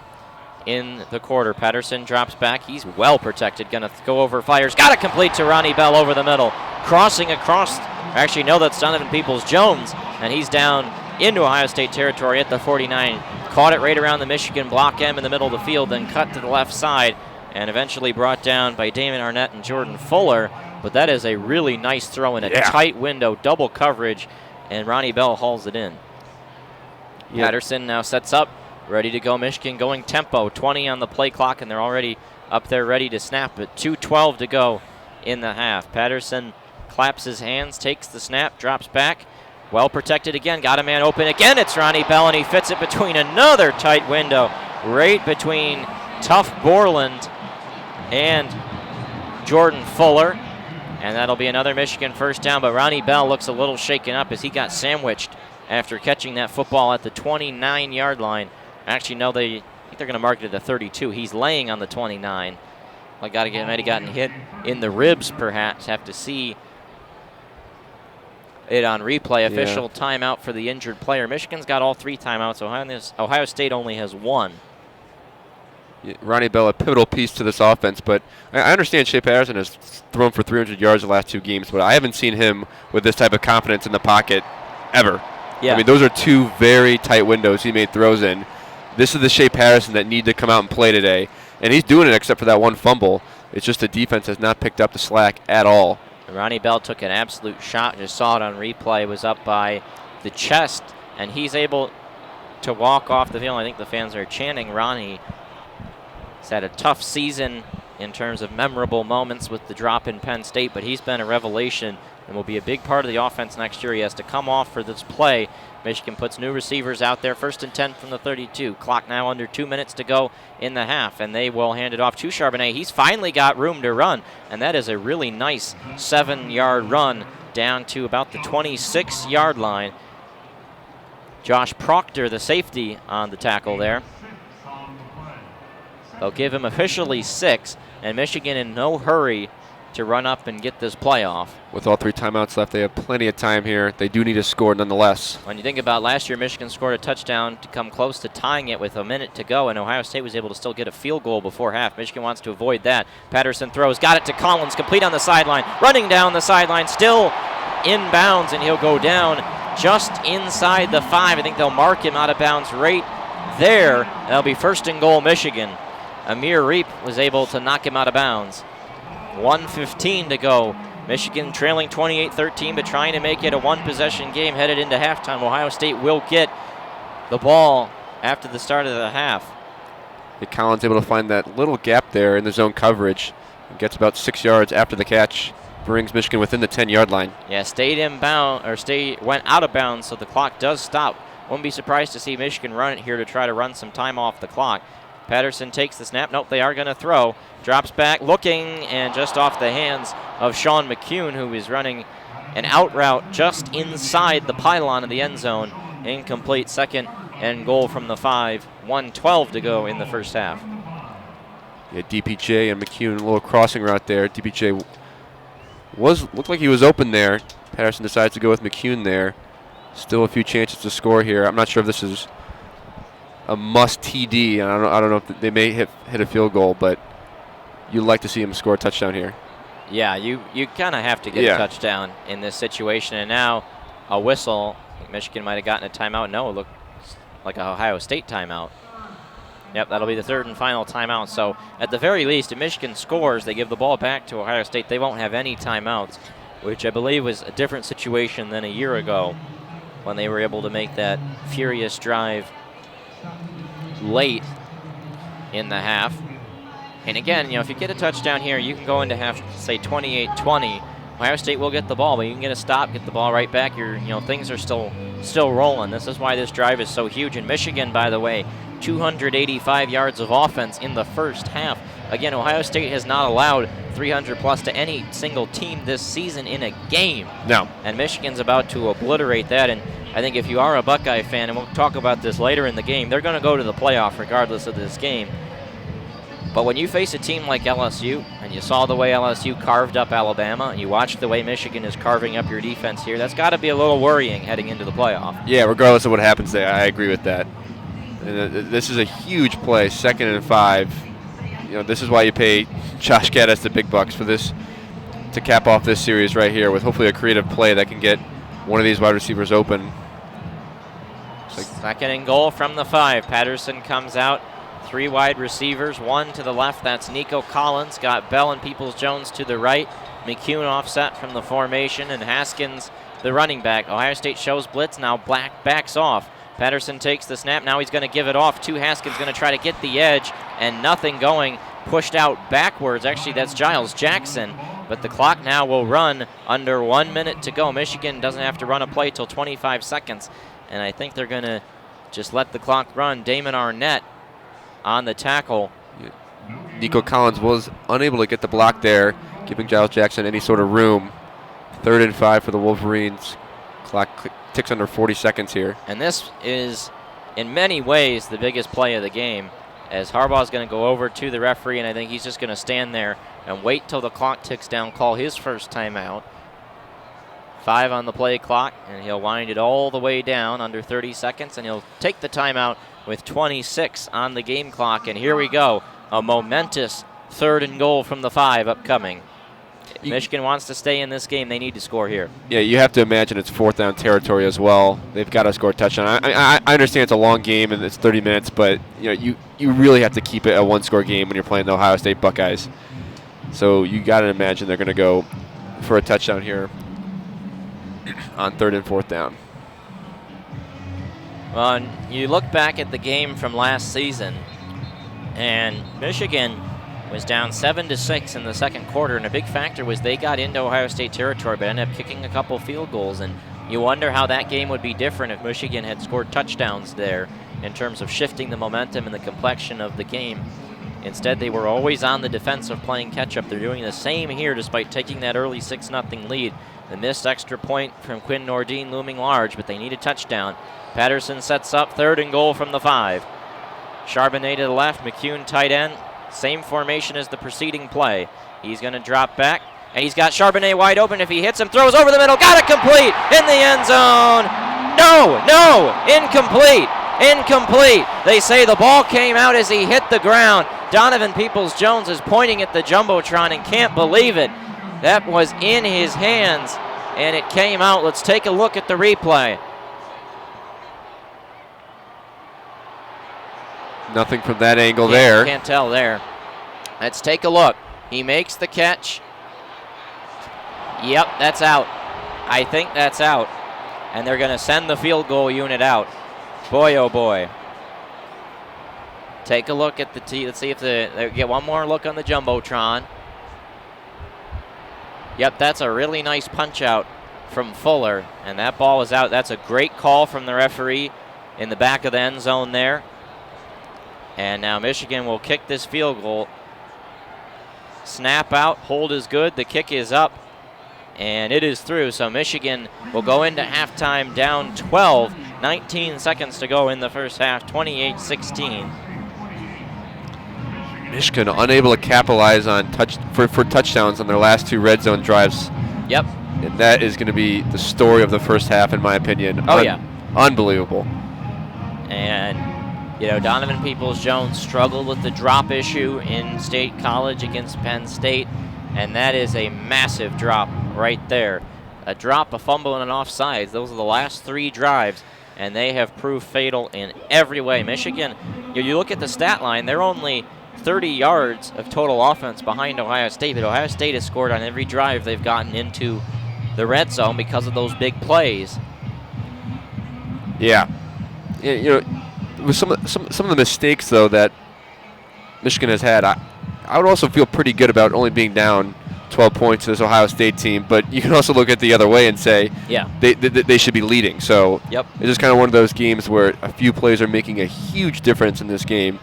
And, you'd hope that Michigan can come out in the second half after the kickoff here ready to go and, forget about those unforced errors. 19 seconds left in the half. You have to assume that Ohio State will take the knee, and a very interesting decision by Jim Harbaugh there not to go for it on 4th down. I mean, if you don't get points there, it really feels tough. But on the same time, you needed a touchdown in that situation. And the way your offense is throwing the football, they had 2 open receivers on that drop by Diamond Peoples-Jones. I probably would have rolled the dice and given it another try. You have to play to win the game. I'm not sure that was the right decision there. 19 seconds left. Ohio State with 0 timeouts. You got to imagine they're going to take a kneel here. Yep, and they come out in the protection formation, kneel down set.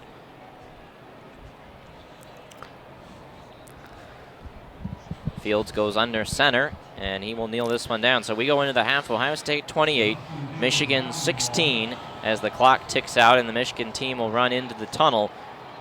And you got to think in the halftime they're going to talk about a couple things. Defensive adjustments first off, and I think they need to talk about how to get this run game going. Yeah, the run game really just non-existent. It wasn't that good last week against Indiana. Shea Patterson, nonetheless, having a good day without that run game. A lot of Michigan fans have thought before that you need the run game to get the pass game going, but Shea kind of disproving that. But overall, you just cannot allow those big plays to happen. We talked about it before, Alex. You know, Justin Fields not having a great day, but he made just the right amount of plays for them to still throw up 28 points. It's unbelievable what this offense can do with their athleticism, even though they're not playing at their best level. Big plays have been the story in this one, and a couple little mistakes for Michigan, and they find themselves in a 12-point hole. About a 20-minute halftime, and we will now hand it over for the halftime show, and we'll be back in just a little bit. Enjoy this halftime. Once again, 28-16 Ohio State on top. You're listening to Michigan football on 88.3 WCBN FM Ann Arbor.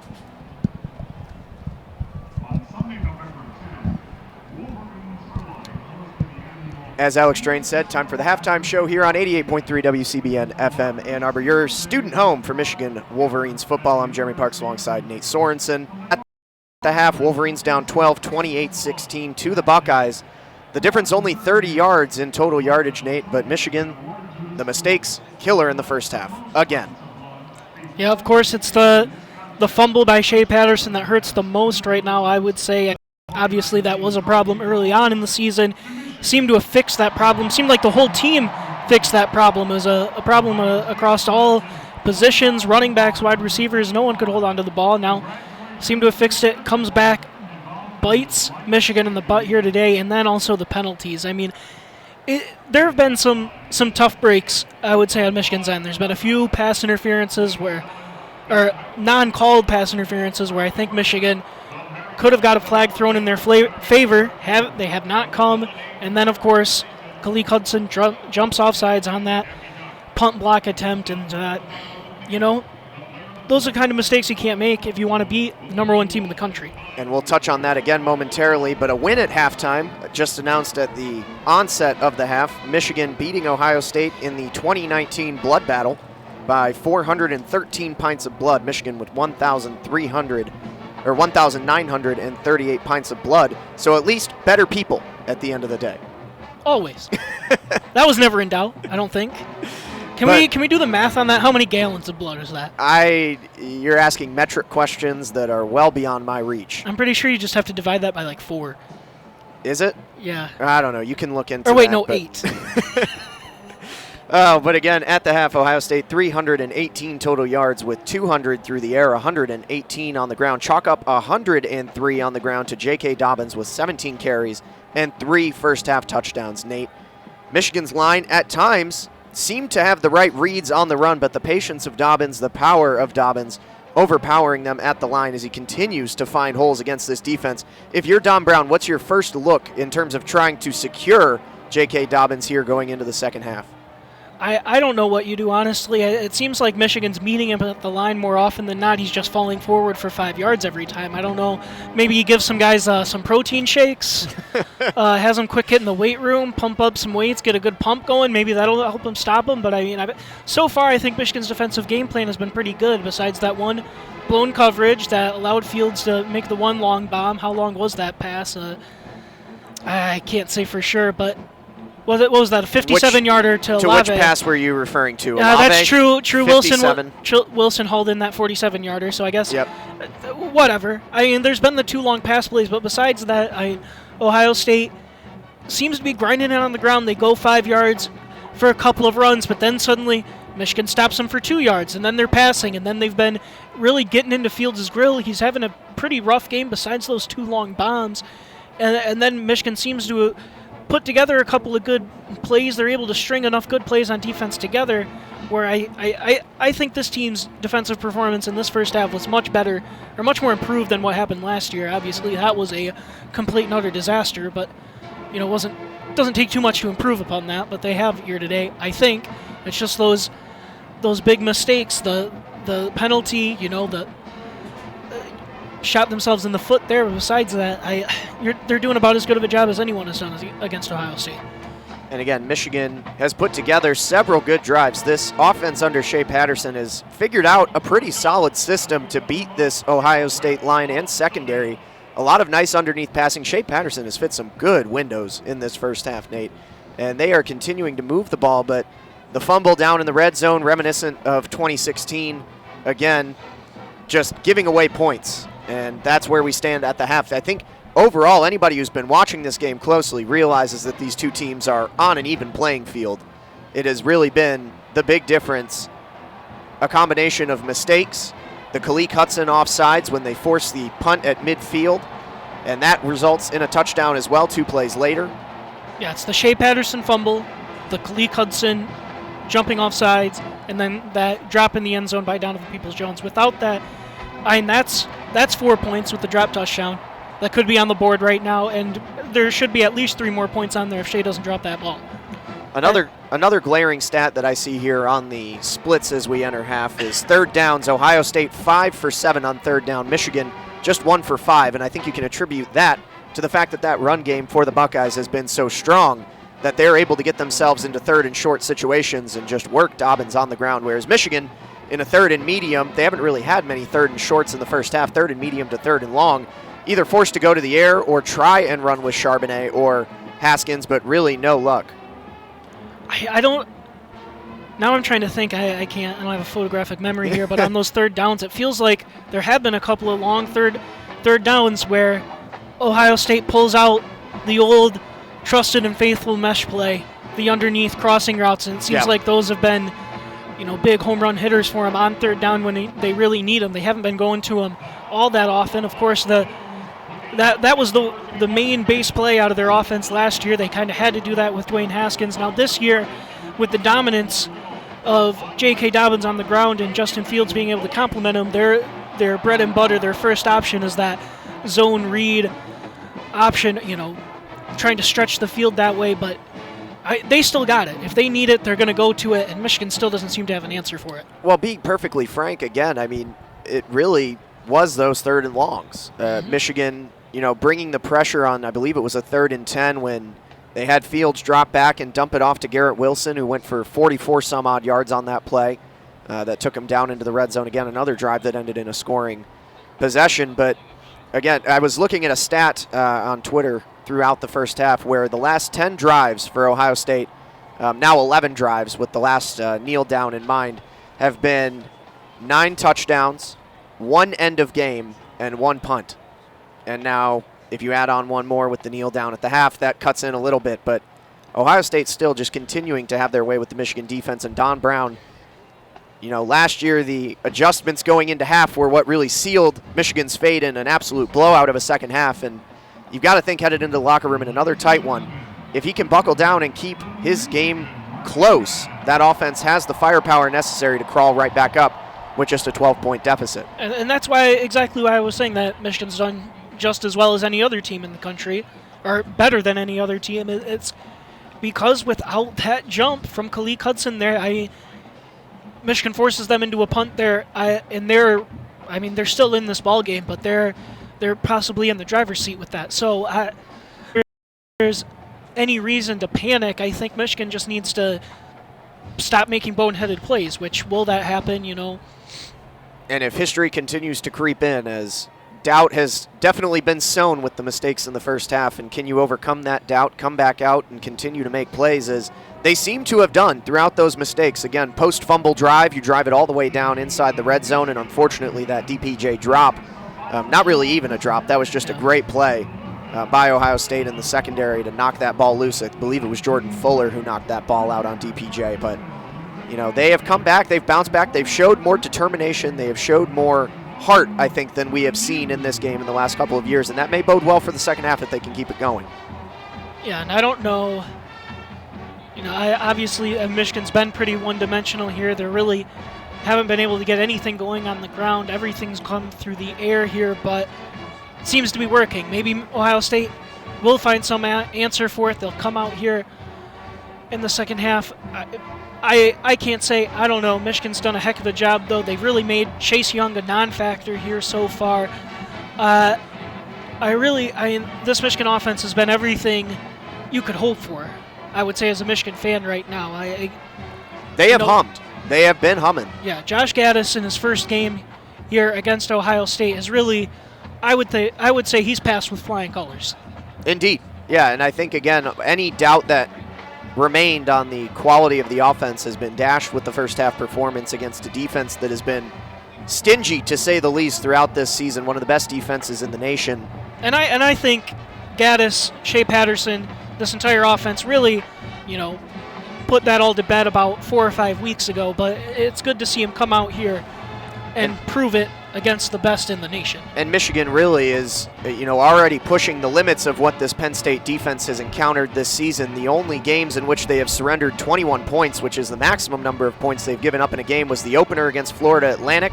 And then again, they gave up 21 to Rutgers in Piscataway, a couple of garbage time touchdowns there. But this offense has been the toughest test that the Ohio State Buckeyes will face so far this season as they look to get seasoned for whatever the playoff picture looks like coming out of today. You would think that if Ohio State comes out with a win and they're able to defeat the winner of Wisconsin and Minnesota in the Big Ten championship game, they are guaranteed a spot in the 4-team playoff. But that's the least on their minds at the moment. They just want to finish this out and beat their old rival. And they seem on pace to do it if Michigan continues to shoot themselves in the foot. We'll give you some scores from around college football as we go throughout our halftime show here. The big ranked games so far this afternoon. Clemson is up 24-3 on South Carolina in Columbia, as that game has just gotten underway in the second half with Clemson taking the second half kick. Georgia is up on Georgia Tech, the new look, no longer triple option Paul Johnson, Georgia Tech, 17-7 at the half for the Bulldogs, also primed to try and take a spot within that 4-team playoff as they sit at number 4 in the country going into today. A couple other smaller games throughout the league, one that few folks had their eyes on within the Big Ten here. Northwestern up 17-7 on Lovie Smith's Illinois, that one getting towards midway in the third quarter. Indiana up 21-10 on Purdue as they are about to kick off for the second half in West Lafayette. Tom Allen looking to take his team to 8 wins on the season in a tough division, and that has been, again, a very impressive season for the Hoosiers, who put up a solid fight in the first half against Michigan last week, but Michigan coming out of Bloomington with the win. Syracuse up 17-3 on Wake Forest. They are midway through the second quarter, as Dino Babers looking to put a cap off on the regular season for the Orange. And those are your primary scores around the league. The last one really, Kentucky up 24-13 over Louisville, a team that Michigan will look to on Tuesday on the hardwood as the Wolverines come back from the Bahamas and look to take on Louisville, number 2 in the nation in basketball in the Big Ten ACC Challenge. A real test of a game for both sides as Michigan coming out of beating several top 25 opponents down in the Bahamas, and Louisville coming in with their toughest win against Creighton, who Michigan also took down in early season non-con play. But keep your eyes out for that on Tuesday. The WCBN crew will be down in Louisville for that call from, I believe, is the Yum Brand Center this season. Can't remember. They had to change the name, right? Did they? The football stadium was the Papa John's Stadium. I believe it was. And they had to change that. And I think Yum Brands was always the basketball arena. But nonetheless, WCBN will be on that call on Tuesday evening, live from Louisville for the Big Ten ACC Challenge. We've got just about 8 minutes to go here in the half. Again, your score at the half here on 88.3 WCBN FM Ann Arbor is Ohio State 28, Michigan 16. And Nate, I'll ask you, I asked Don Brown's thoughts on defense. If you're Josh Gaddis, do you make any changes at all to this offensive game plan as you go throughout into the third quarter? They got to do something to get the run game going here. Something seems up. You think so? Giles Jackson. They've been pretty effective without it, but Giles Jackson has been. The carries have been split. Shea with 4, Haskins, Charbonnet, Jackson each with 3. That is not normal. They've run a few of those Wildcat plays with Jackson as the halfback in those Wildcat plays, but... Okay, and then I got to stammering there because a big gust of wind just sent a bunch of papers flying into my face, and that's kind of what prompted that. I don't know if that's been happening all game. I just haven't been sitting up close to the window. But in the last couple of minutes here, I have felt a couple of big gusts of wind come up through the press box window here. And I don't know, the way the flags are looking, they look like they're flapping around harder than they have all game. I think this wind's picking up here. Could be just ever so slightly going from the north end zone to the south. And that could be a factor. I don't know if throwing's going to be as easy. I mean, and obviously it hasn't been a calm day here in the first half, but Michigan's been able to prevail either way. But the live AccuWeather temperature right now in Ann Arbor, 37 degrees. Feels like 30 down on the field. The winds are about 11 miles an hour, so it's enough to blow those Big Ten flags that sit up at the peaks of the stands here as they look outside of the Stadium Bowl. But the large American flag down in the south end zone not really waving too heavily, just enough to pull it off of its post. The flags on the field goal post are what make me the most nervous, which I guess they are. They're looking pretty calm now. They seem to be whipping around. A lot of that wind being cut through the kind of edges of this bold stadium here at the Big House, I think. But we'll see and track that wind as it goes throughout the second half. Again, another missed point on the field was Michigan's opening score. Quinn Nordine missed the extra point, and another big question that remains for this team, Nate, that has seemed to fluctuate throughout the season is who the hell kicks what? Nobody knows. It seemed last year things were pretty cut and dry. Quinn Nordine kicked the long ones, Jake Moody kicked everything else, and then for some reason those roles flipped, which I don't know how that happens. It seems like one guy would win the job outright one way or the other, but instead they just switch roles, which just based off what we see on a game-to-game basis, Quinn Nordine still seems to be the one with the big leg and accuracy issues, more suited for the role of being the long-distance kicker, and Jake Moody seems to be about as accurate as they come, and yet he's not out there kicking those extra points. I mean, he's 18 for 18 on extra points on the season. And they're out here warming up the kicking units exclusively for both the Wolverines and the Buckeyes, as they've got Nordine down, taking one from the 10. Moody looking to take his opening practice shot from the 15. We'll see if they have any success from those markings, as the short kicks are good. It's just odd to see that they would put Nordine in on that first extra point. He's kicked the lion's share of the extra points, and I say that Moody's been perfect from extra points so far this season, but so has Quinn Nordine. So there's no reason to not go to him, I guess. But it's just baffling that this season that the rules are just so undefined, and whatever. Jim Harbaugh makes the big bucks. He's the one that makes those decisions. Who am I to say he's wrong? But well, they've got 30 minutes to change the narrative, and again, it has loomed over this coaching reign ever since Harbaugh began, and now poised again in an all-right position. Not a great position, but an all-right position, down 12, headed into the second half to try and make some kind of an impact here in this game. So first and foremost, it's going to be, Nate, stopping Ohio State on this opening drive. They're going to get the ball first. What do you do, again, on this defensive side to try and stop them and force the punt and not jump off sides on the punt? I don't think there's anything you can do to stop J.K. Dobbins, honestly. I feel like that's kind of a lost cause at this point. As the game wears on, it just gets harder and harder to stop the run. You just get more worn down. That's just going to happen. It's what they got to do is that once they do manage to get those first couple of stops on those third downs, you have to be looking for that mesh play. Every single person in the stadium knows what Ohio State wants to run on third down, and they run it, and Michigan can't stop it. And it's tough when they can't keep in coverage with the likes of a Garrett Wilson or a Chris Olave. So trying to, do what you can to ensure that you're not leaving your guys out on an island out there. We know that Josh Metellus is not the fastest safety in the world. He's not going to be able to keep up in a sprint with Olave for 35, 40 yards. And to be fair to him, not many can. No, obviously not. And same with Garrett Wilson, who is, again, just a freshman. This team is going to see him several more times throughout his career. And beating out in coverage. These guys a lot more times. First choice, probably don't put Vincent Gray on coverage on him.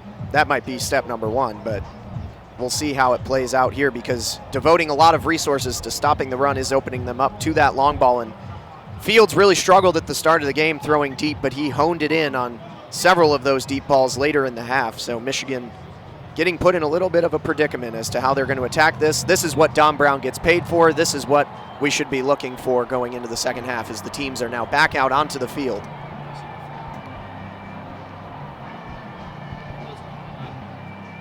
And the Buckeyes coming out of the tunnel. We are just about 2 minutes before the start of the second half. We're going to hand it back off in just a moment here. Nate, any closing thoughts heading into another final 30 minutes in another edition of the game? Not a whole lot to say other than honestly, I'm just so impressed by the Michigan offense here in the first half. And obviously that Shea fumble's a killer. DPJ not being able to reel in that pass was a killer. But overall, this team's been able to really keep this as even as possible. They keep, every time Ohio State scores, they come back and answer. I had a lot of doubts, a lot of questions about Josh Gaddis and Shea Patterson coming in after about the first half of the season. I think they have, both proven that they are excellent at what they do, and I honestly have a lot of respect for Josh Gaddis after this first half, and I have a lot of faith in this Michigan offense going forward. All right, we'll see how it plays out. We are just under a minute going into the second half. Again, for Nate Sorensen, Jeremy Parks, your score here at the half as we head into the third quarter: Ohio State 28, Michigan 16. As they say, hope, pray, throw them up to the sky. We'll see what Michigan can do with the final 30 here on 88.3 WCBN FM Ann Arbor. We'll hand it back off to Alex Drain and Jack Molino here with third quarter coverage on WCBN, the student sports home of Michigan football. Have a good call, guys, and go blue. Welcome back now to the second half of action between Michigan and Ohio State. Always a big thanks to JP and Nate there for giving us a bit of a break. Some famous alumni here at WCBN Sports, I'd say.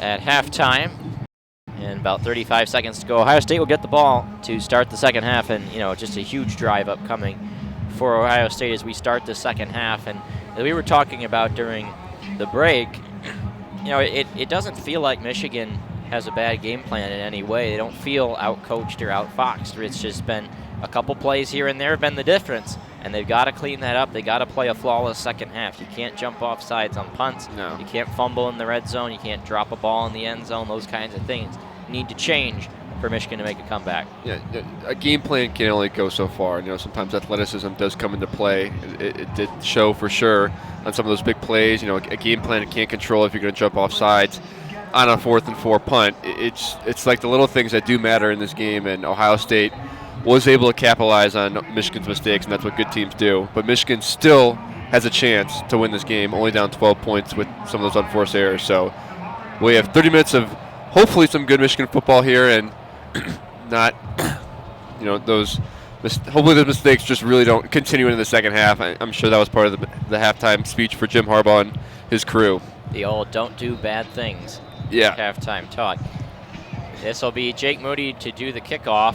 Ohio State will put Demario McCall back deep. They've fair caught each time so far, and this is a line drive hopper that will roll into the end zone in between KJ Hill and Demario McCall, and so Ohio State will take it as usual on the 25. First half stats: OSU 318 total yards of offense, and Michigan 285 through the air. Michigan leads in that department because Ohio State's run game, 118 yards on 23 carries, good for 5.1 yards per carry. Michigan stagnant in the run game, 13 carries for 35 yards, an average of 2.7. Michigan's going to need to lock down the J.K. Dobbins run game as we get going. Here we go in the second half. 15 minutes on the board in the third quarter.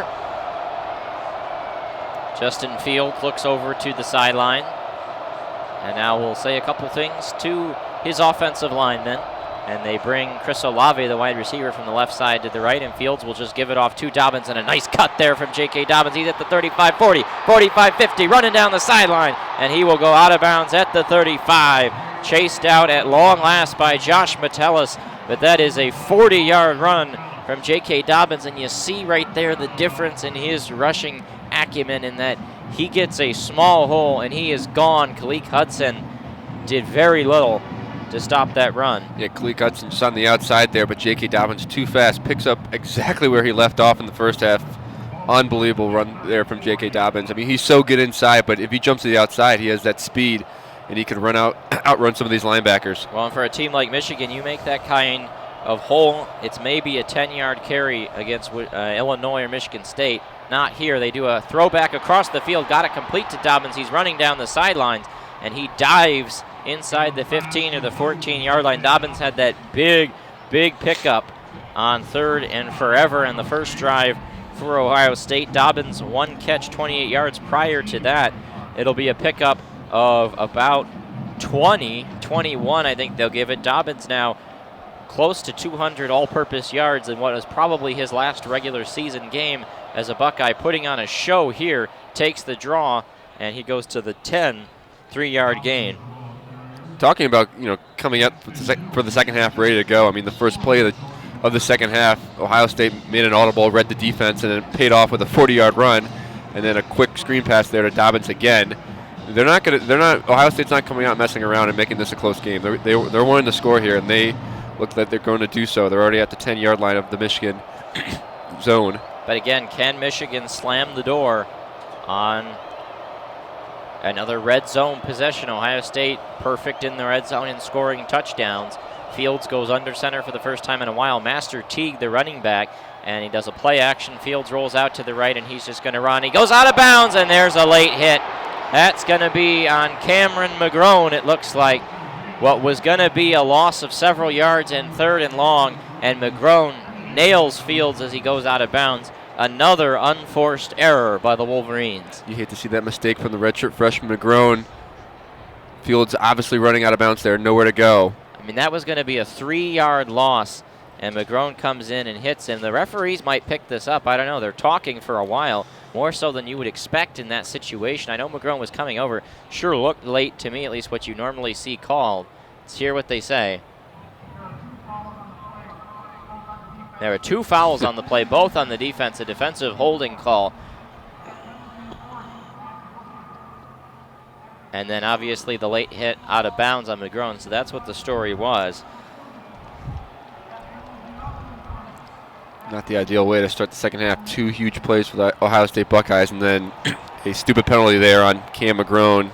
And Ohio State will have 1st and goal from about the 5-yard line, I think. Yeah, we have to see where they spot the ball, because there's obviously a lot of ambiguity about how those penalties are enforced. It looks like they're going to place it at about the 3 from our angle. Yeah, that's what it looks like from up here. And, McGrone, a guy that was not a starter at the beginning of the year, came on mid-season, a really talented player, very athletic. But those are the kinds of little things you have to learn as you get older as a linebacker, and he's going to be a big part of the defense next year. But, again, another critical mistake. And, again, that's been the story for Michigan. It has not been bad coaching necessarily. It's just been a couple mistakes here and there, and it's been issues with the speed of Ohio State. 1st and goal now from the 2.5-ish yard line. Dobbins to the right of Fields, a tight end off the left side, and they will give it to Dobbins, but he slips on the turf, and he'll lose a couple yards because of that. A rough mistake there from Dobbins, just losing his footing. Yeah, Michigan has not been able to stop Dobbins to any extent today, but I guess the field can right there. He slips on his own feet. Makes it 2nd and goal for the Ohio State Buckeyes here. So now 2nd and goal from the 4. Dobbins 20 carries for 145, 2 receptions for 49, almost to 200 all-purpose yards. He's got 3 touchdowns already in this game. Can he get number 4 here? They give it to him again, and nothing happening. Met at the 5, and Michigan grabs him, and the referees have to come in and blow that play dead. Another tackle for loss, a loss of 2. Kwity Paye in on that play, and finally the Michigan defense locking down the Ohio State run game, and now we're back in another 3rd and goal situation, just like it was going to be before the penalty. That was going to be a longer 3rd and goal, however, but it is pretty much all the same. Ohio State will be looking for the end zone, probably will not be running it. They don't have anybody in the backfield. If they do run, it'll probably be Fields doing that. 5 wide receivers, crowd getting loud. Fields takes the snap and a whistle comes before the play. I think they got a timeout. Michigan takes a timeout. They're going to need those timeouts later in the game, you have to think. Definitely an important play. I understand he wants to talk it over, but... You know, the argument, obviously, is that if you see something that's going to directly lead to a touchdown, you have to call the timeout. But, Still. You always want to keep your timeouts for late game situations when you are down by 12 points. Yeah, unless Jim Harbaugh sees that play as the game. I mean, going down, it would be 19 points to Ohio State early in the third quarter. I mean, is that the game? I don't know, but we'll see if it pays off here. See if Don Brown can draw something up to stop this Ohio State Buckeyes offense for going 4 for 4 in the red zone today in terms of scoring touchdowns. So now we have this timeout. That'll be about a 2-minute commercial break. As we've got the veteran of the game being announced on the Jumbotron.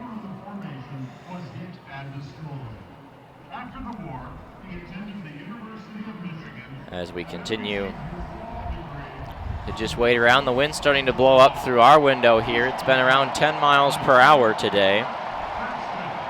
Great showing at the Big House today. Probably above 111,000 per usual. Ohio State showing up in full force today. I'd say about 25%, maybe a little less. Yeah, east 12 mile an hour. The wind feels like 28. 35 is the nominal temperature. 11:21 to go in the third quarter. One of the biggest plays of the game. We've said that several times today. That's when and a lot of those haven't gone Michigan's way, to say the least. That's not necessarily a good sign when you keep on saying this is the biggest play of the game, because then you start saying that in the fourth quarter, and next thing you know, you're down 3 scores. So Michigan at some point needs to have one of these big plays go their way, and they haven't been able to do so far in this one. Both teams huddling up and preparing the big play calls here for what is upcoming. Michigan's defense really has to be ready to go. After a poor performance, in my opinion, in the first half, you cannot come out in the second half and allow 2 huge plays and have Ohio State enter the red zone in less than 45 seconds. That just cannot happen if you want to win this game. But they still have a chance to salvage this and keep Ohio State out of the end zone here on third down. Third down and goal from the 6-yard line. Fields in the shotgun. He's got Dobbins to his left. They came out in an empty set last time before the timeout, and now the snap is taken. Fields drops back and a throw. Got a man open and caught. Touchdown. Wide open. Josh Metellus not able to get there, as KJ Hill able to catch that touchdown, and it's 34-16 pending the PAT. KJ Hill continues to kill Michigan. The senior from Little Rock, Arkansas, gets just in front of Metellus, and Fields throws it in there. Ohio State has 34 points now. And now the snap is out, the kick is up, and it is good. So now 35-16, and that's, I think partially the penalty of taking the field goal there for Michigan on that last offensive possession instead of going for it, because you get those 3 points, but what did that really matter now that Ohio State has tacked on another touchdown? Yeah, it doesn't. Exactly. A lot of people scratching their head about that decision at the end of the half from Harbaugh. But, I mean, nonetheless, the defense just cannot allow that to happen. Nope. No, I think they've had 1 3-and-out for Ohio State today, and, it doesn't even need to be a 3-and-out. You just cannot allow these big plays to happen. Ohio State offense is good, but some of these mental mistakes are killing the Michigan defense. You can't allow Dobbins to get in that type of space, because he's going to make you pay for it. Well, not counting the one drive, which was a kneel down before the half, Ohio State has scored touchdowns on 5 of 6 drives today.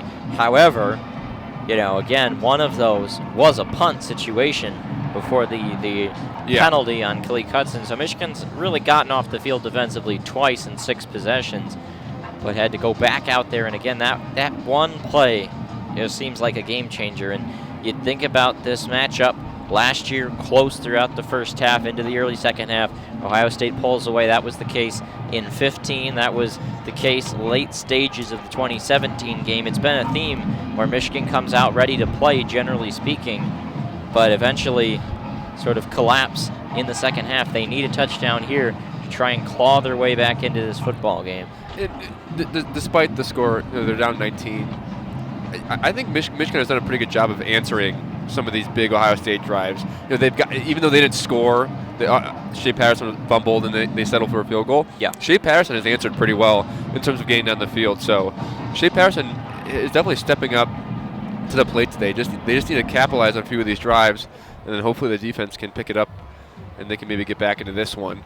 But again, they're really putting a lot of pressure on Shea Patterson's shoulders. That's again, you talk about these red zone possessions. Ohio State scored a touchdown every time they've gotten in the red zone. Michigan has not.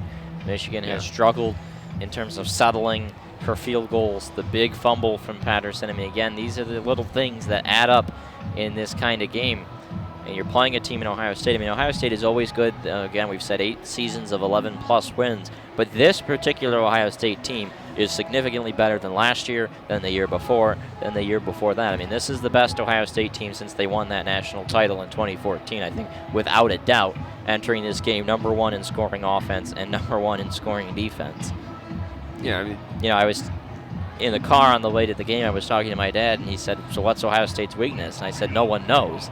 Yeah. They're so good in every facet of the game. And when you're facing an opponent of that level, you have to be flawless. As the kickoff from Hallbill is caught by Giles Jackson at the 8, runs into his own blocker, and is down at the 22.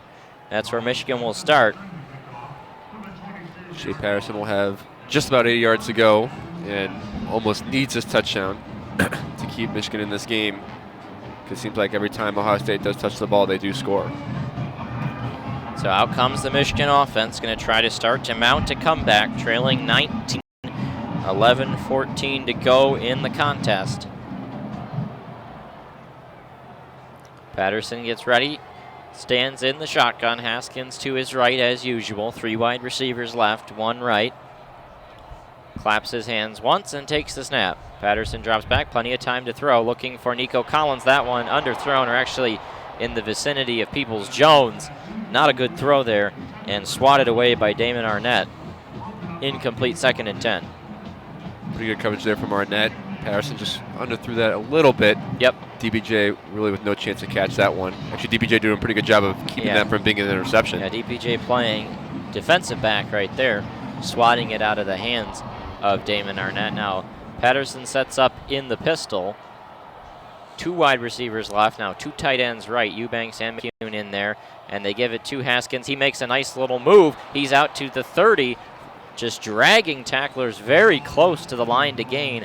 We'll see if they give it to him. They're signaling stop the clock, and so they do give him the first down. Move the chains. That's a 10-yard run. We talked about Michigan going to try to get the run game going. It's a good start. Yeah, does a good job there of cutting back, evading the defensive tackle, and getting the first down, just what Michigan needed. First down and 10. Patterson comes out, 3 wide receivers left, still got those tight ends to the right, and he will give it to Haskins again, bouncing off 1 tackler, but not much more. And that will be probably a loss of 1 as Baron Browning in on that play. Not much there going for Haskins. Nope. Be 2nd and 11. Expecting a throw here from Patterson. 2nd and 11. Michigan has not fared well when they've gotten behind the sticks in this game. Patterson claps to take the snap and drops back. Well protected again, fires over the middle. Got to complete Ronnie Bell. That's a first down for the Wolverines. Out to the 28-yard line, brought down by Seven Banks, the corner, and out close to midfield for another Michigan first down, and that officially does it. Michigan over 300 yards of offense. The first opponent to do that against the Ohio State defense all season. And it's only the 3rd quarter. Yep. Early stages of the 3rd quarter at that. 9:47 to go. Yeah, Ronnie Bell so quick in the middle of the field, cuts towards the near side and makes a catch for the first down. Michigan's offense is moving here, right about at midfield. Shea sets up in the shotgun, got Haskins to his left. Now they bring Ronnie Bell across, And Patterson will keep it, fires down the sideline, looking for Eubanks, and a nice pass breakup. The DB did not really get his head around. Pete Werner, the linebacker on the coverage, he's sort of the hybrid space player, similar to Cleek Hudson on Michigan, and right there, he's in good position. Again, never really gets his head around, but has his hand in the right spot and punches it out, set up 2nd and 10. Eubanks or Patterson with a pretty nice pass there. Eubanks just forced to the sideline a little too much. Too tight of window for Patterson to fit that in. 2nd down and 10. Giles Jackson comes across the formation. Play action. Pressure starts to come, and he gets brought down. Looked like they grabbed his shoulder pad, sort of a violent yank down. And that is a sack, and now it'll be 3rd and forever. Like Jonathan Cooper perhaps on the sack. Yep, it is Cooper. So 3rd down and 16. Cooper's been injured most of this season. Announced he will take the med shirt to return next year. Really the first time we've seen Patterson under pressure today. Yeah. So that sets up 3rd and 16. Gonna need a big play. We'll see if Ohio State brings the pressure. We've seen the Buckeyes complete some big plays on 3rd and long situations today. We'll see if Michigan can do that here. 3rd down and 16. They just do get the playoff. Patterson protected again, throws over the middle, off the hands of the intended receiver, Ronnie Bell. Led him by a half step, and that one falls incomplete. Michigan will now punt. Yeah, Fuller was right there ready to light up Ronnie Bell. Been an unbelievable catch if Ronnie Bell was able to bring that in. Patterson with a pretty good pass there, but yeah, that's a catchable ball. That one needs to be caught. End of story. Right at the sticks. Might have been punched out if he had caught it, because the safety was coming right up, ready to hit it out. Yeah, Patterson kind of had to throw off his back foot there, unable to step up. Still made a pretty good throw.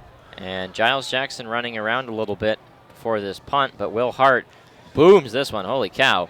That one's going to bounce at the 5. Michigan can down it in there, and I think they downed it at the 1. No, it's a touchback. A very poorly played punt coverage situation there. Let's see where they placed the ball. The referee was signaling touchback. Yeah, the referee down there right at the goal line. Jake McCurry was unable to grab that ball right before the goal line. First gunner was to get down there because he overran. I think that was St. Ristel, number 19. And he just overran it a little bit and then slid and was unable to keep it in the end zone. And again, play after play after play, Michigan is in position to have things happen and just can't make them happen. Yes, you're right. It's right there, just so close to pulling off some of these big plays that they need to win this game, and just unable to do so right there on special teams. When you get a 3rd and long, you have a guy open at the sticks, a good throw and a drop, and then right after that you have a punt where you're going to down it on the 1. Yeah. And you've got 3 guys down there and they can't corral it. I mean, it is now turning into a laundry list of mistakes in this game. Yeah. That's a very, very good way to put it, Alex. So Michigan defense will have to take the field here. And the last 3 or 4 drives, they have not been able to stop Justin Fields and company. So this is when they need it most. They need to get off the field quickly and get the ball back into Shea Patterson's hands after this immediate timeout. So 8:28 to go in the 3rd quarter. Michigan down 35-16. We'll look at our scores around college football. Coastal Carolina 17-7 over Texas State. Tulsa 35-10 over East Carolina. Georgia 24-7 over Georgia Tech. Kentucky 31-13 over Louisville. Marshall 17-13 over FIU. Indiana 21-10 over Purdue. Clemson 31-3 over South Carolina. Syracuse 17-6 over Wake Forest. Surprising Northwestern 23-10 over Illinois. Liberty 7-0 over New Mexico State. Charlotte 7-0 over Old Dominion. Middle Tennessee 3-0 over Western Kentucky. Air Force and Wyoming tied at 0, and those are all the scores right now.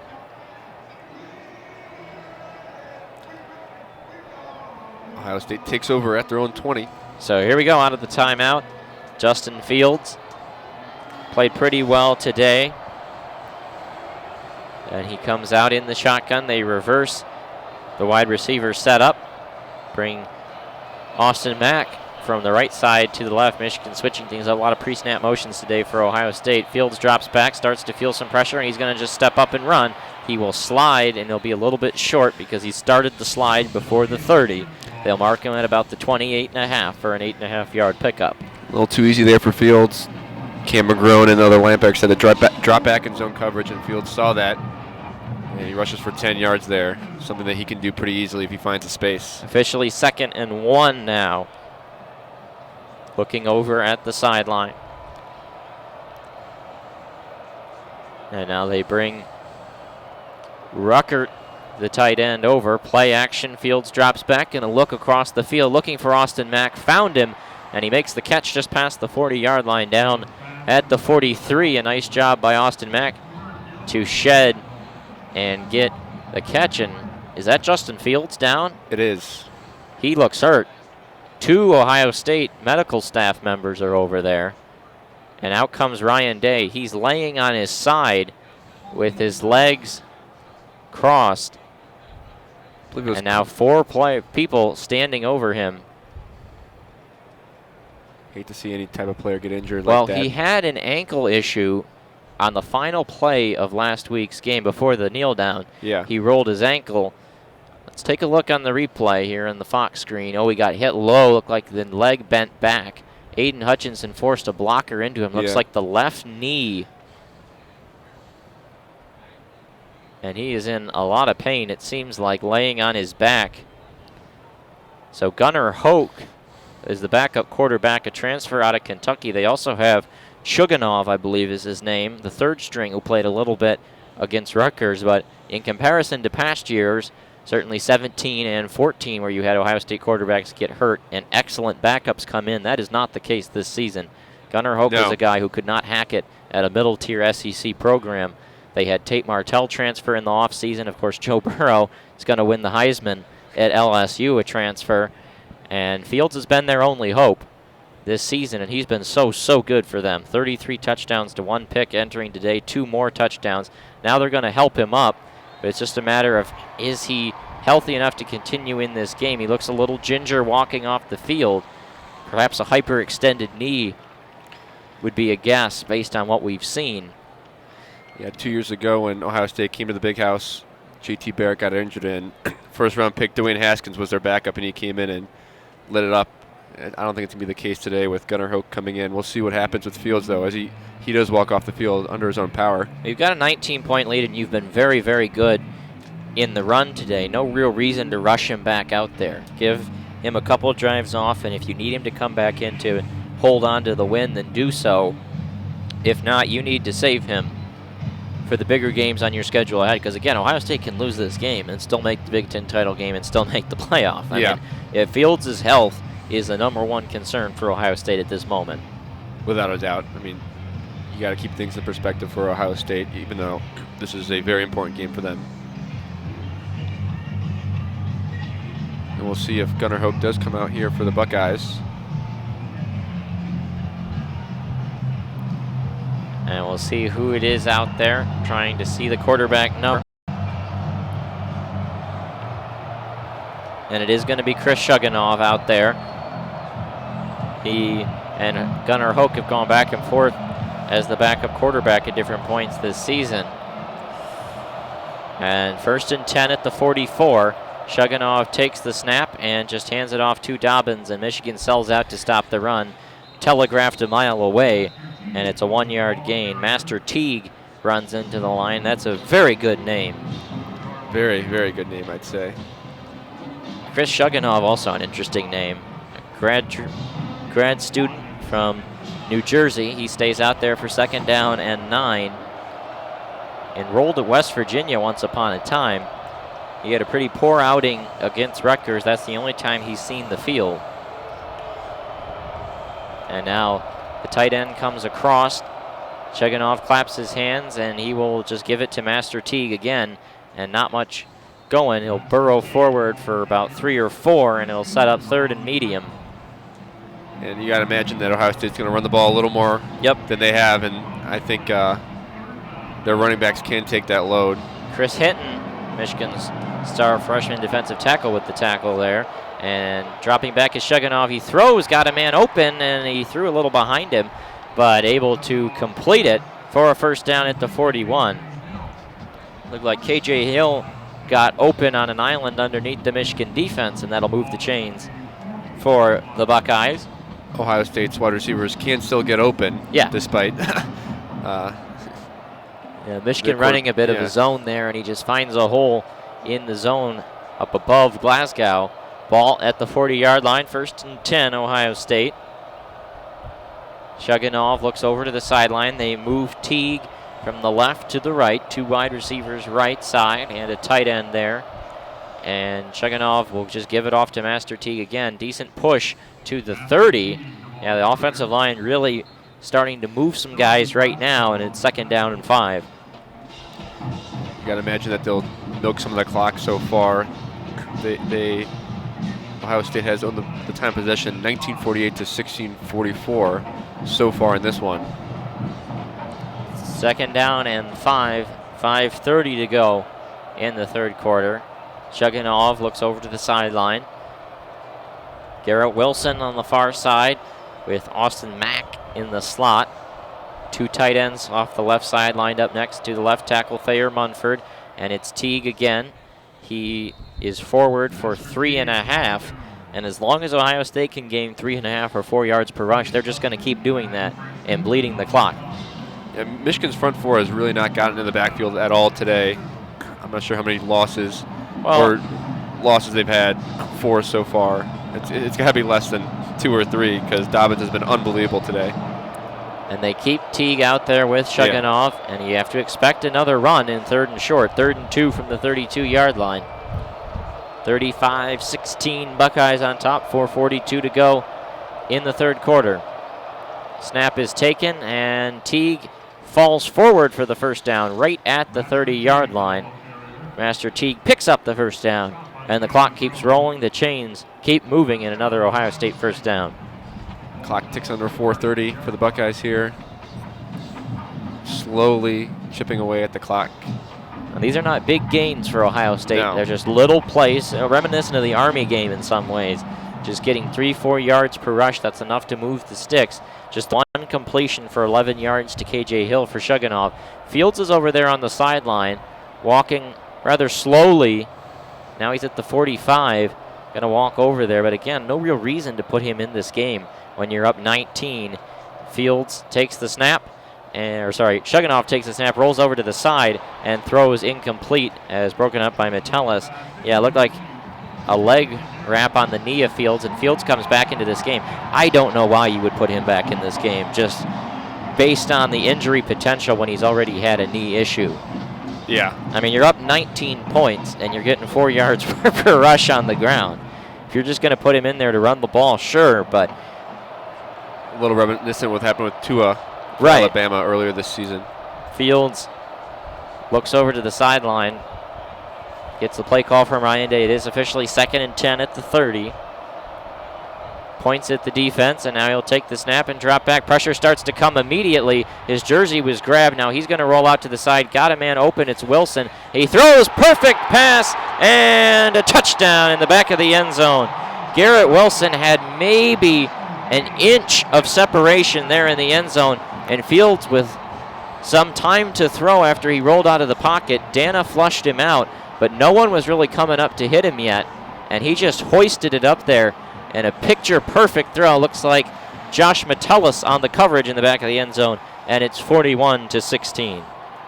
And Justin Fields, not looking injured whatsoever, able to escape the pocket, move to his left, and make a perfect throw to his receiver, Garrett Wilson, the true freshman. Perhaps a little slower rolling out there, but not much else. And he's got that very good arm. We've seen it be a little erratic today, but when it's on, and Haubiel fits that one through, 42-16. Yeah, Metellus lets another wide receiver get behind him. It was Garrett Wilson this time for the Buckeyes. And Ohio State now extends this lead up 41-16 with 3:46 left in the third. And they also milked probably about 6 minutes of the clock there on that drive. 4:42 officially remaining, on that drive. 3:46 remaining in the third quarter. And 465 total yards of offense now for Ohio State, 305 for Michigan. And again, you see plays, down the field, and it's been the big plays for Ohio State. I mean, to pull up the scoring situations, but you had a 57-yard completion for a touchdown to Olave, a 47-yard pass to get you down to the goal line to Wilson, then a 30-yarder to Wilson for a touchdown. They've been able to hit those down the field. Yeah. The pass rush hasn't been good enough against Fields. Receivers open too often. Giles Jackson and Devin Gill run into each other trying to field that kickoff. Now Jackson will get past the 25 to the 26. Boy, oh boy. That was very, very strange. I have no idea why Devin Gill was trying to field that kickoff. With his back to the defense right there, or the kicking team, I should say. Jackson's still able to bring it in. You just wonder what, on some of these plays, what people are even thinking to try to do there. And a 26-point hole. And Michigan needs a quick score. Yeah, if they didn't need one before, they need one now, I'll tell you that. A big play of some kind. And Patterson ready to take the snap. And he drops back. He's going to throw over the middle. Oh, boy. That one right into the hands of Donovan Peoples-Jones, and he can't catch it if it hit him in the chest today. There's nothing going right now for Peoples-Jones. Off the hands and incomplete. I mean, the throw maybe a little high, but that hits you right in both hands on the football. That needs to be caught. Yeah, even if he makes that catch, he's probably not going. Yeah, it was probably going to be about a 5 or 6 yard pickup. Yeah, which actually, a pretty big difference, but it's kind of representative of today. 2nd and 10. Patterson will throw, looking complete. Oh boy, dropped again. I think that was Peoples-Jones again. We hear some murmurs and boos here in the big house. Oh boy. I mean, a tight window on a slant. Patterson got that ball out in a hurry. Pressure came up the middle. I mean, that is in the breadbasket. And Peoples-Jones has been talked about as a potential NFL talent. This certainly won't be going on the NFL reel, I'll say that much. Patterson looks over to the sidelines. 3rd and 10. And again, it's following this familiar script of the game in recent years with tight first halves and then collapses in the second half. Patterson takes the snap, all-out blitz again, gets this one off, and he throws it a little behind his man. Looking for Peoples-Jones again. That throw, no shot for Peoples-Jones as an all-out blitz comes from the Buckeyes, and it is incomplete. Yeah, Peoples-Jones kind of looking back at Shea Patterson, saying, why did you make that throw? I wasn't going to make that catch anyway. Yeah. Going to him, or targeting him 3 times on that drive, leading to a 3-and-out for the Wolverines, and they're forced to punt for the 3rd time in a row, giving the ball back to the Buckeyes with 3:31 left in the third, down 42-16. Not what you want to see if you're a Michigan fan. And so now out to punt for Michigan is Quinn Nordine instead of Will Hart, wearing number 3 there. And that is bounced off a man. It's picked up by Jake McCurry, but it can't be returned for a touchdown because of the rule on punt return fumbles. It will be Michigan ball at the 26-yard line.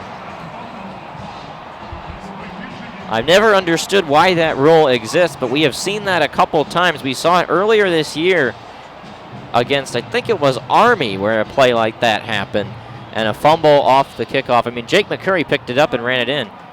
No one was even close, but because of the rule, it cannot be advanced after it's muffed. I don't understand what that rule is supposed to do, but it is the rule. We've seen it enforced multiple times before. Michigan gets another shot at the 26. By the way, that wasn't Quinn Nordine. That was Brad Robbins, who you may recall was a punter on Michigan 2 years ago. I wasn't even sure he was still on the roster, with Will Hart being really the only punter the last year plus. But Robbins getting a shot. Yeah.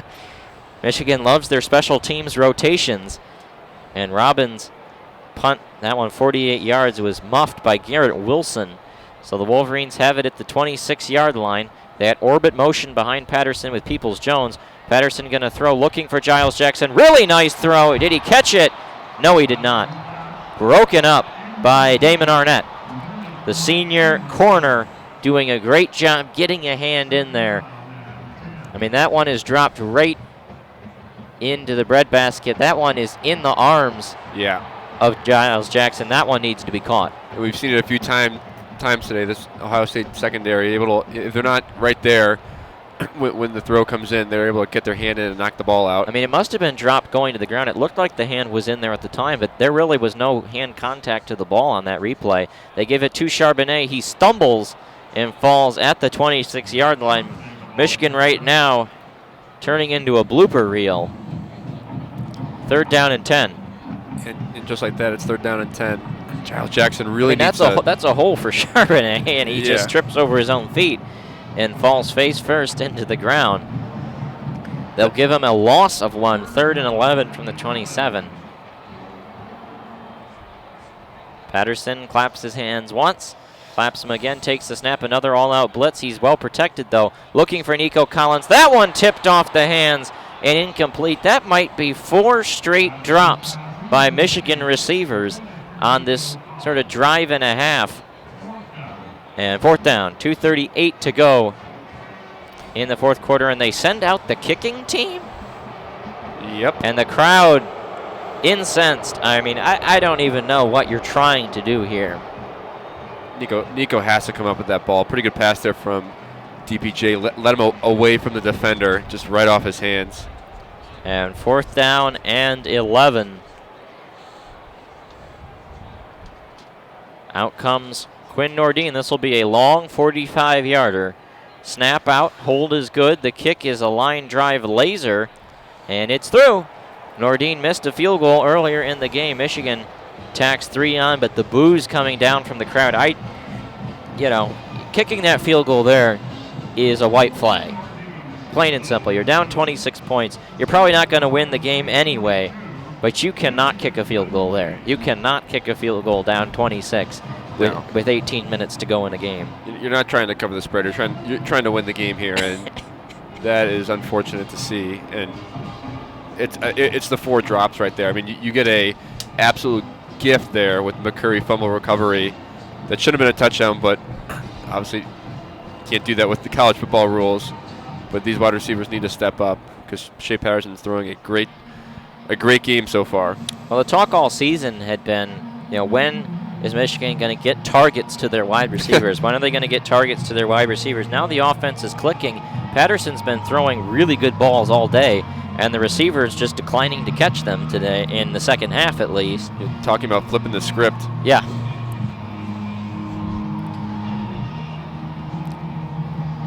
So Michigan down 23 points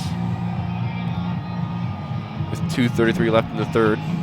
And now the kickoff is away from Nordine, I believe. No, it's Moody. He'll go into the end zone. 2:33 to go in the 3rd quarter. 42-19, Ohio State on top.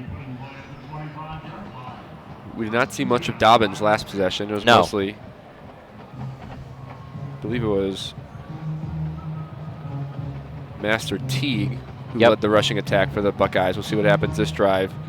You got to imagine that they're going to run the ball, try to milk some of the clock here on this drive. And so Fields out there again. You got to think just handoffs. I mean, again, you're getting great push at the line of scrimmage in that last drive. No reason to go away from that, and they don't. Dobbins with the carry. He runs into the line and has to backpedal, and then is brought down after no gain. Nice tackle. Looked like Metellus in on the help of that one. Despite with the expectation that they're going to run the ball, Michigan's secondary has to stay on their toes here and not allow any of the quick wide receivers to get behind them, which has absolutely killed them today a few times in the red zone. 2nd down and 10. Fields stands there with Dobbins to his left. No sign of Master Teague after that last drive. 2 wide receivers left, 2 wide receivers right. Instead, they bring 1 receiver behind the formation, and that is Ruckert. They hand it off to Dobbins, met immediately by Aiden Hutchinson, gain of maybe 3 or 4, and that'll set up 3rd down and medium. McGrone in on the tackle. 1:40 to go in the 3rd quarter. 3rd and 6, 90 seconds to go. Fields and company looking to the sideline. They don't have to run a play till 1:05 to go in the third quarter. Big third down. Michigan has not had has not forced a 3 and out since, I believe, early in the second quarter. Chance to do it here and get off the field.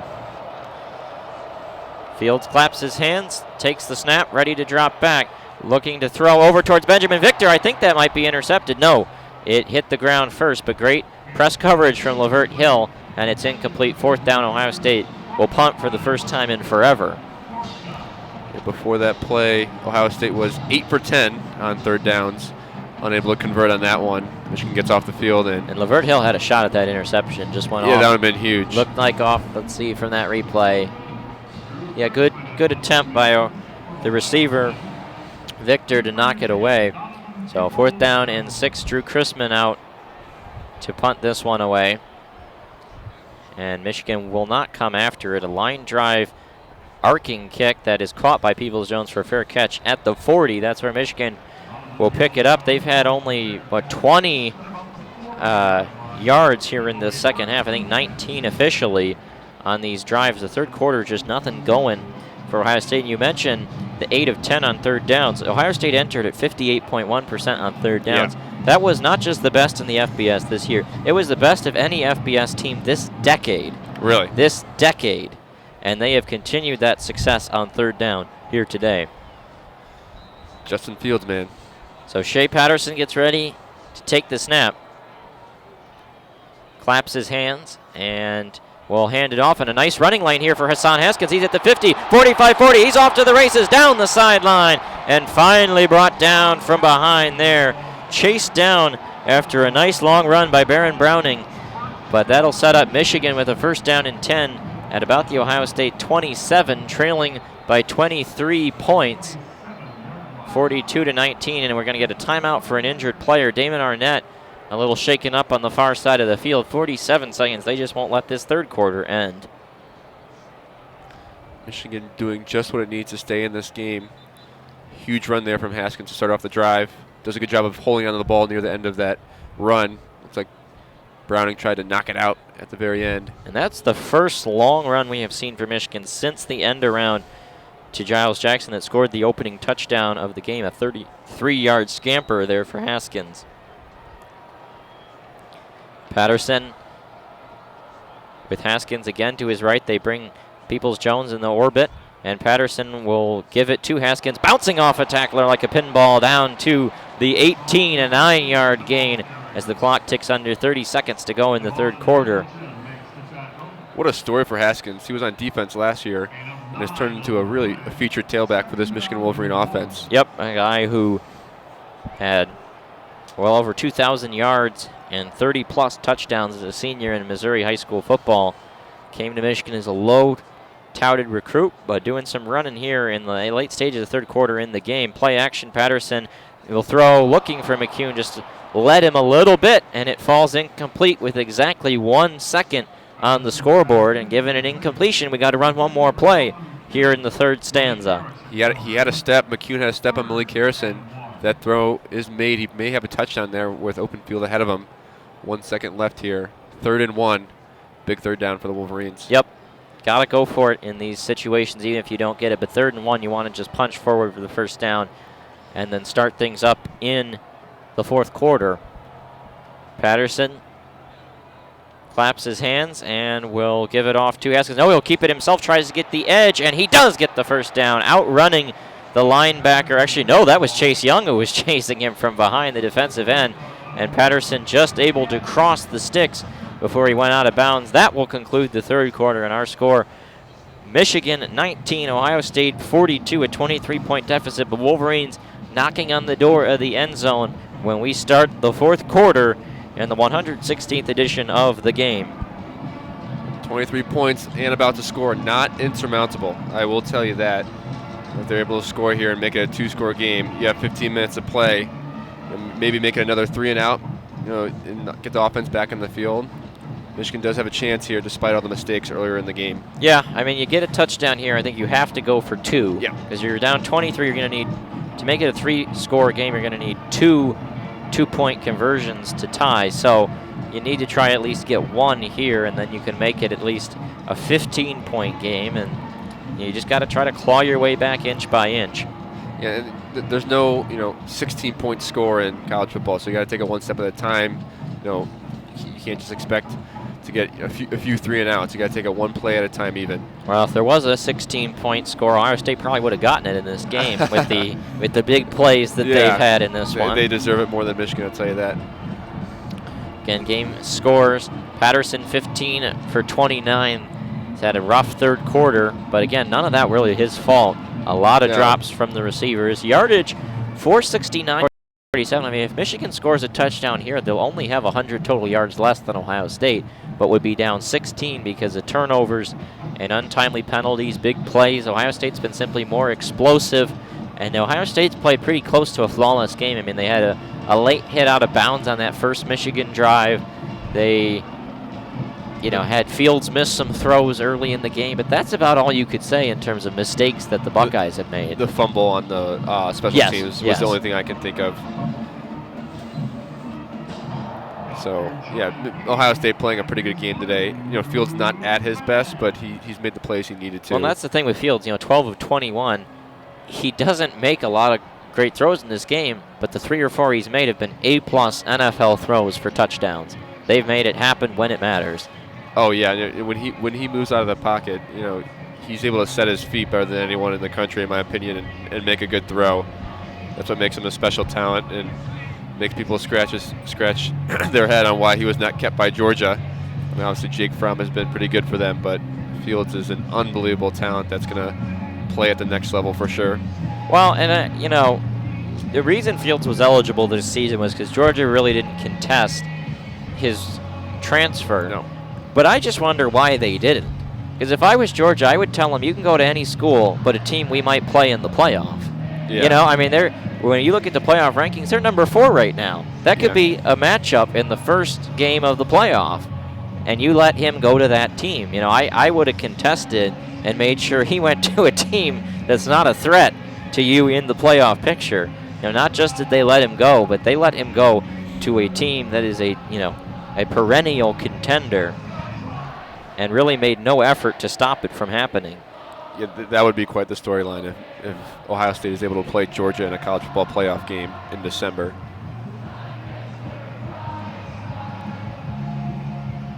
Mr. Brightside plays here. Yep. At the Big House. Tradition unlike any other.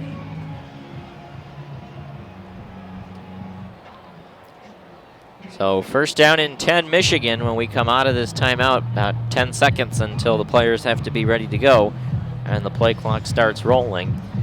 Michigan needs a quick touchdown score. Again, Ohio State, this is by far their worst defensive performance of the season without question. Definitely going to make some things interesting in terms of adjustments that Greg Madison will have to make before the playoff, when they will play some high-powered offenses there. First down and 10 as there's a beach ball rolling in the end zone. I don't know why the referees aren't stopping this play. Pressure comes right away. Patterson is just going to have to throw it away in the vicinity of Hassan Haskins. There's going to be a question about grounding, I think, but I assume that they'll say it was close enough to Haskins to not be a flag. That would be my thought. Chase Young and Hamilton right there at Patterson. Really no choice other than to throw the ball away. And there's a conference between the referees at the 35-yard line. Let's hear what the referees say. And, yep, they say no flags. Second down and 10. That's really only the second great rush we've seen from Chase Young in this game. Michigan's offensive line has done a great job keeping him in check. There just hasn't been enough clicking between the quarterbacks and the wide receivers in this game for the Wolverines. Patterson claps for the snap. He's going to throw, looking for McCune, and I think he's got it. Let's see if he holds on, and he does. He's out of bounds at the 2. And that'll give Michigan first and goal. This is where we are in this game, where we have to wait till the guy rolls 7 times to find out if he caught it or not, with the way that they've been dropping these. We've announced too many of them as caught before they're dropped, so you have to be a little conservative on these calls. You look at anything in slow motion, looks like nothing's a catch anymore. Like, what even is a catch? They got Mason now out there to Haskins left, and it is the Haskins cat. A nice little juke, and he walks into the end zone for a Michigan touchdown. And that will make it 42-21 to 25. Now I think they have to go for 2, and Patterson is walking out there. This would make it a 15-point game. Ben Mason with a nice block there. Design blocker. Hasn't really seen the ball too much after the fumble at Wisconsin. Now, if you really wanted to get funky, you call the Haskins cat again, but have him throw the ball. Really shake things up. Yeah, we haven't seen that in Gaddis's playbook yet this season, but this would be the time to bring it out. This is the game where you empty the playbook. So the 2-point try, ball will be placed on the 3. 42-25 the score right now. Michigan up to 364 yards of total offense. 3 wide receivers left. Tight end McCune right. Haskins to Patterson's left. Shea claps his hands and takes the snap. Pressure comes immediately, flings it up into the air, and I think there's going to be a flag for defensive holding or pass interference on Ohio State. That one came from the back judge in the secondary, as the pressure came right away, and Patterson mostly just threw it away. But in that area, you would expect a flag on the defense. Definitely looked like some guys got tangled up in the end zone. Let's see what the referee says. Yep, defensive holding as expected. That'll give Michigan another try, and it'll get them even closer to the goal line. They'll put it half the distance to the goal, which will be about the 1.5 or 1 yard line. Now you're in a situation where you could just I formation and try to have Ben Mason battering ram it in. As he comes out, yep, like you said, Alex. Oh boy, Patterson's going off. We are going to get the Haskins cat again.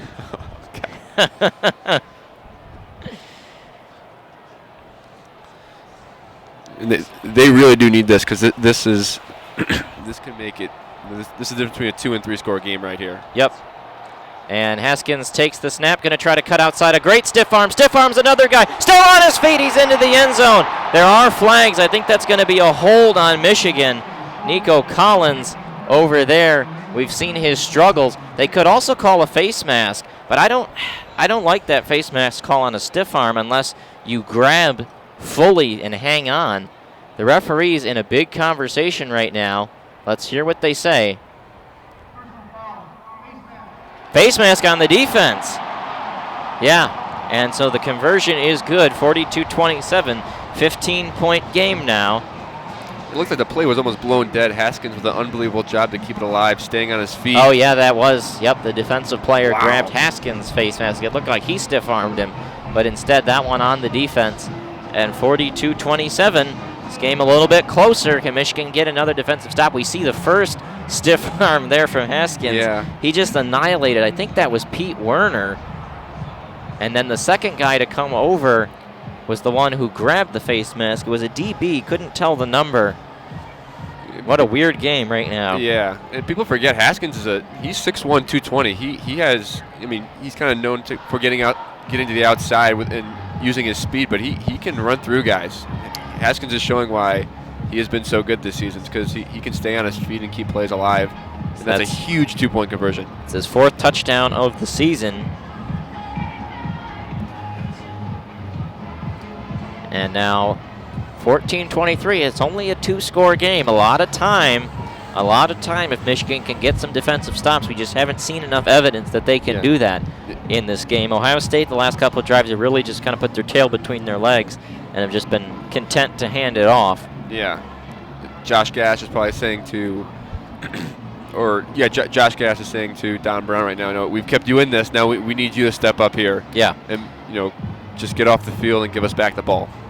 And this is where, again, that fumble looms large. Settling for field goals looms large. You're down to 15. Still a lot of time to go, though. There's been plenty of games where teams score 2 unanswered touchdowns in 15 minutes. I mean, that happens all the time. Less than that. But it's going to need, can they get a turnover on defense? Can they get some kind of play to get some energy back in the veins? They got that punt recovery off the fumble when Garrett Wilson muffed it, but can they force a Fields interception? Can they get another fumble? We saw Dobbins fumble on one of the first plays of the game, but it bounced right back into his lap.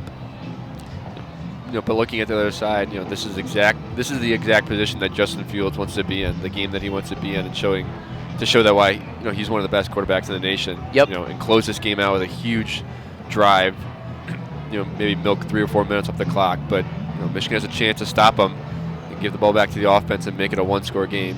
Yeah, not quite over yet, as the crowd getting a little back into it. We saw a lot of the student section clear out, at least the top part, but you know, for the most part, the people up there were not students. Nope. The student section is only about half students on Thanksgiving weekend. That's something that has been talked about a decent bit, the way that having the game played over Thanksgiving weekend really disadvantages Michigan in particular.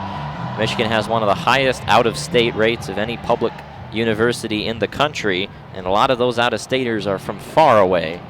New York, New Jersey, and California in particular, those kinds of kids, not as easy for them to come back that quick after Thanksgiving for a football game. Props to those who did. Yep.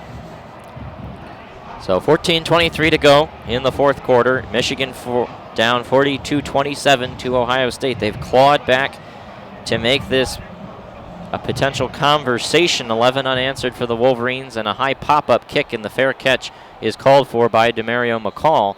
Ball will go to the 25 for Ohio State. Oh, some pushing after the play. See if there's any flags. Haven't seen anything yet. Referee's quick to break it up. Yep.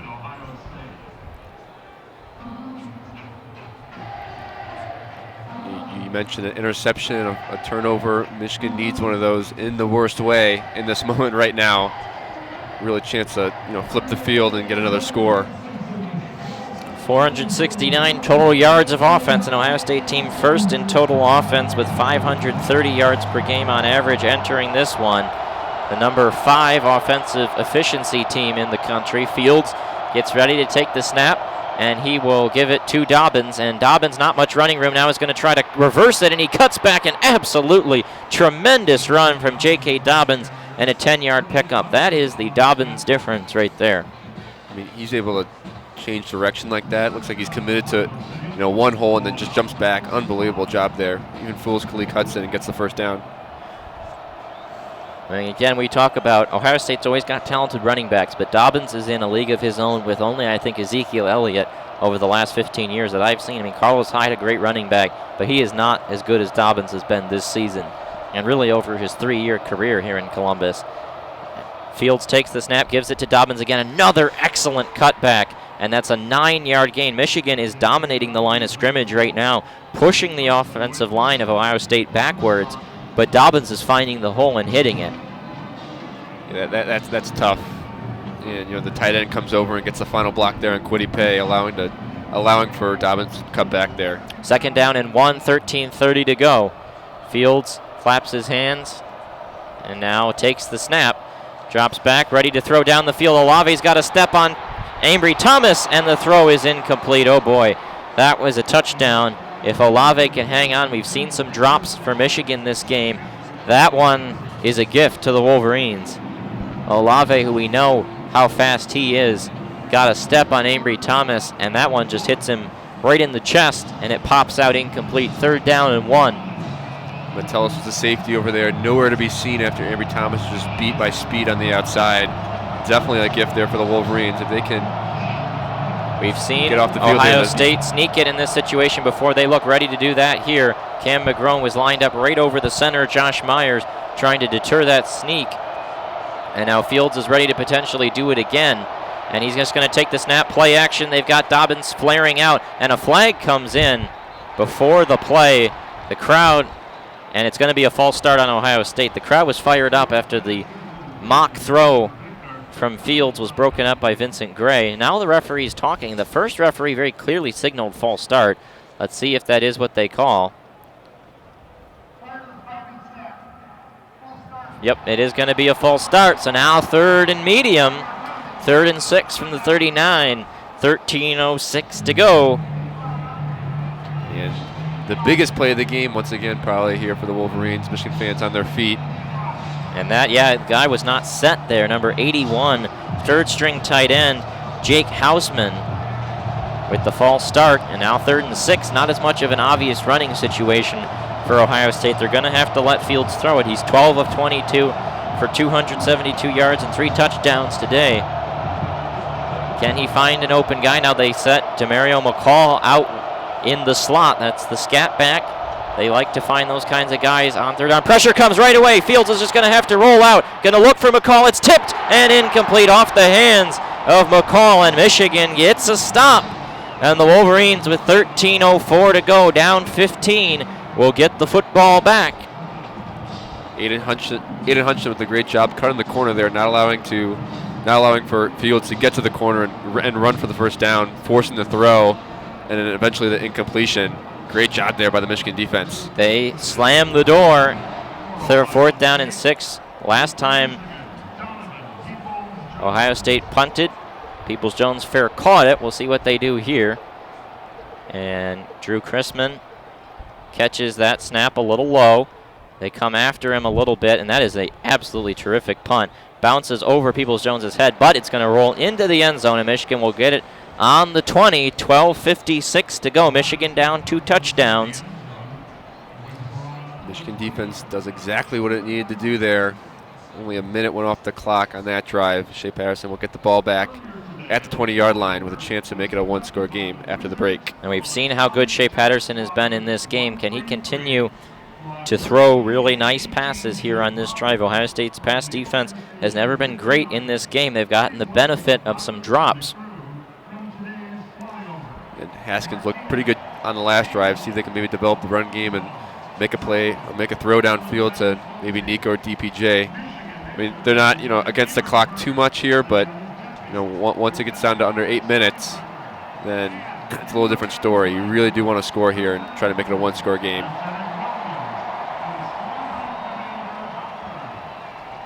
So fans celebrate the flyover crew today at the national anthem. Squadron VAC 133. We've got about 90 seconds before play resumes. This has been a long game. We've still got a lot of football to play, and we're already past the 3 o'clock hour here in Ann Arbor. I said it after the first quarter. It looks like there's a lot of action that happened early in this game. It's been exciting since the start. Northwestern pulled off a big upset of Illinois today, 29-10. The Wildcats, surprisingly, with an offensive explosion, but Illinois still going to be 6-6. They'll get to the bowl game, and who would have thought they would get to a bowl game losing to Northwestern? But because they beat Michigan State and Wisconsin, they get to that bowl game. Lovie Smith is going bowling, baby. What a win at Michigan State a few weeks ago for the Fighting Illini.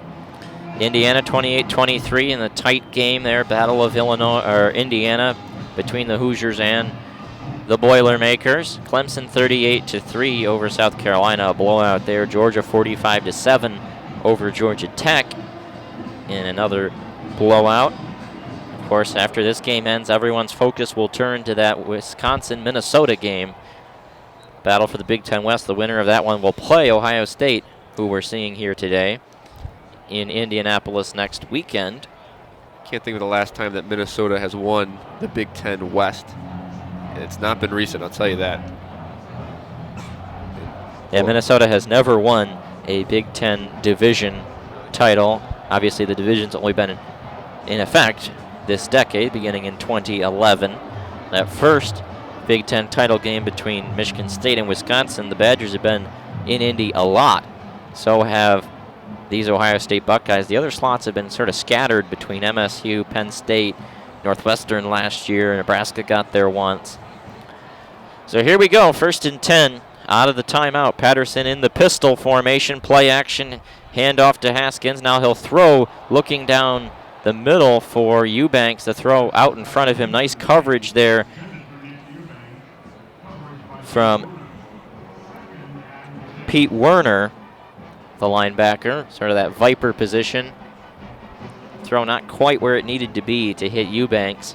2nd and 10 from the 20. It's pretty much all throwing right now for Michigan, needing to move this ball down the field.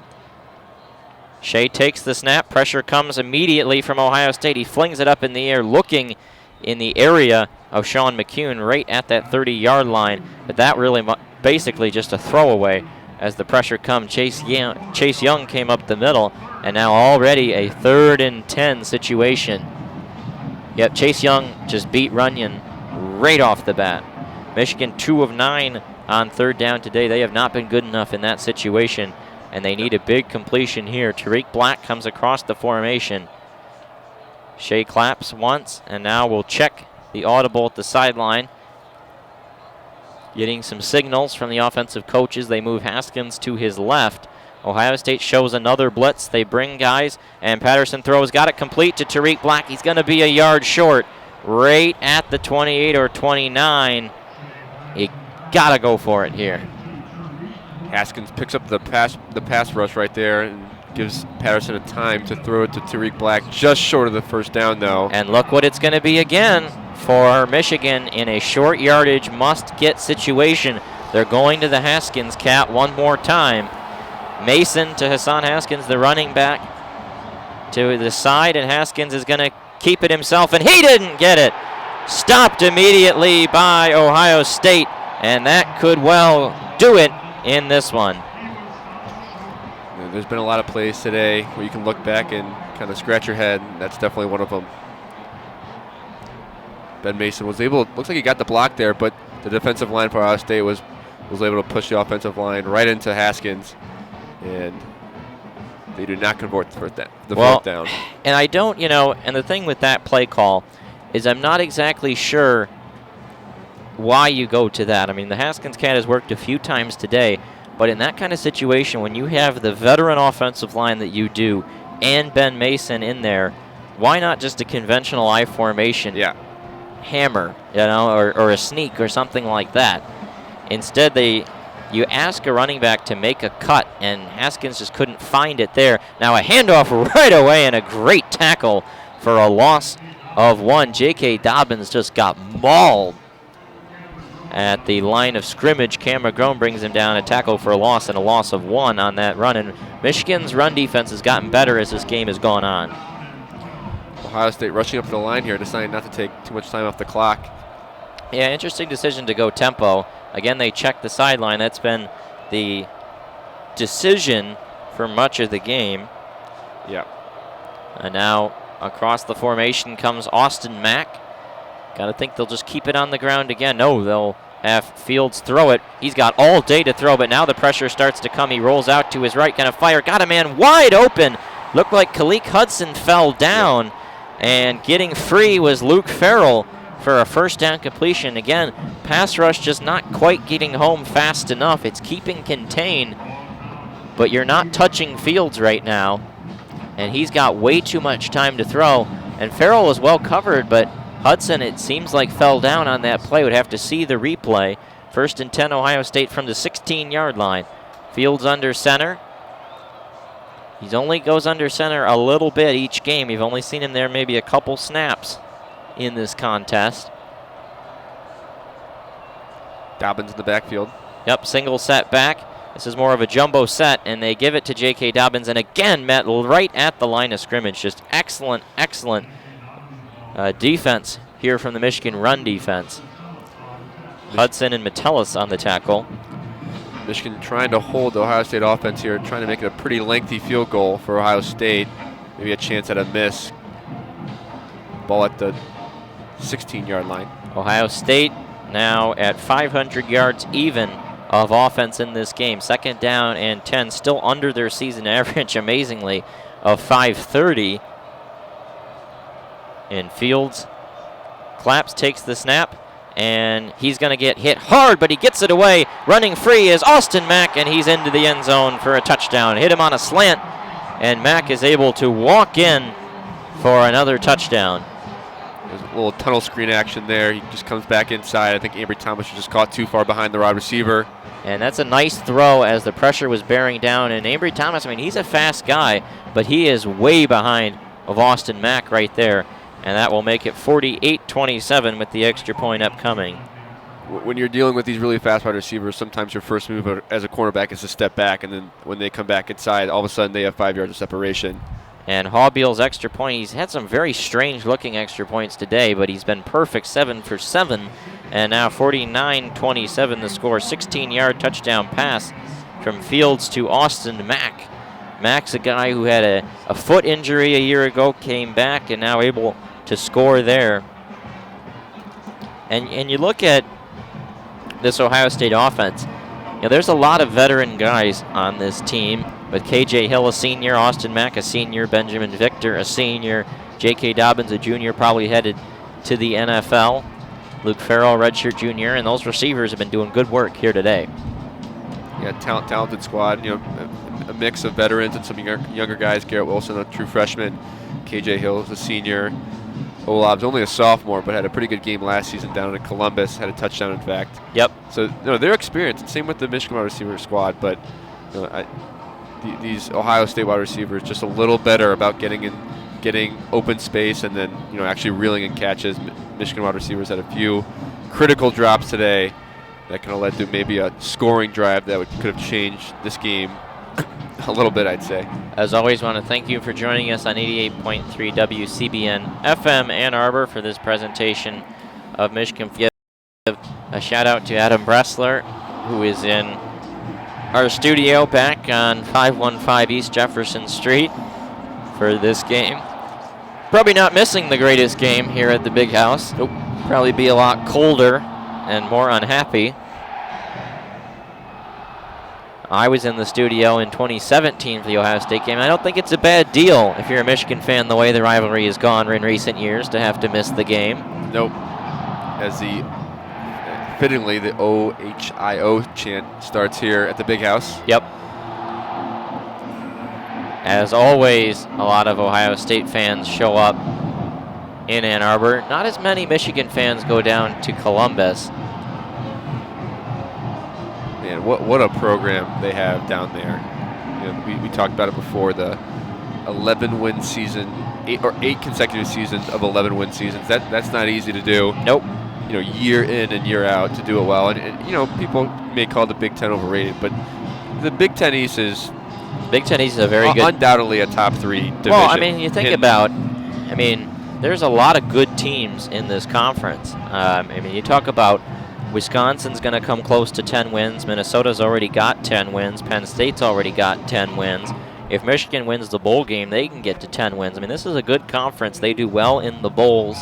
But right now, when you look across the conference, there's a few teams that are kind of on the same level of Michigan, Wisconsin, Penn State, and maybe now Minnesota. And then there's Ohio State, and they're just a tier ahead of everyone else. Nobody else is really there yet. Giles Jackson will take this one from the end zone, and he'll run it out. Nice return out past the 25, still on his feet to the 30, burrowing forward to the 35, and that's where Michigan will get the football. You talk about in 2016, Penn State got that big win over Ohio State at home. Michigan probably could have done that same year or the year after, but didn't quite. But again, people talk about Jim Harbaugh now. Looks like he'll go to 0-5 against Ohio State. James Franklin's 1-4. Yeah. Mark D'Antonio is 1-4 in the last 5 years. Wisconsin has not beaten Ohio State in the last 5 years. The issue is not that Michigan can't beat Ohio State; it's that no one in this conference can beat Ohio State. 10:03 to go in the fourth quarter. Patterson takes this and drops back. Pressure starts to come, and he will be dropped at the 24-yard line. Devon Hamilton, another sack. And that'll be a loss of 9 on the play. All initiated by Chase Young. He hasn't had a sack today, but he just does so much to collapse the pocket, forcing the QB to step up in the pocket. And once that happens, he can cut inside and tackle him. Devon Hamilton with his second sack of the day. And so Patterson takes the snap. Pressure starts to come immediately, and you just see, and that's going to be a roughing the passer, I think. Patterson got hit late, and I think they're going to get Chase Young with the roughing the passer, which would give Michigan an automatic first down instead of what would be a 3rd and 20. Yeah. Yep, that is going to be a roughing the passer. See what number they give it to. That might actually be on the defensive tackle instead of the defensive end, Chase Young. Let's see. Yeah, it is on 67, Robert Landers. Another gift there for the Wolverines. See if they can take advantage of this one. Thing about Chase Young is that, you look at his frame, 6'5", 265. He looks like an alien out there. He just looks bigger. He's not even that much taller than most defensive ends.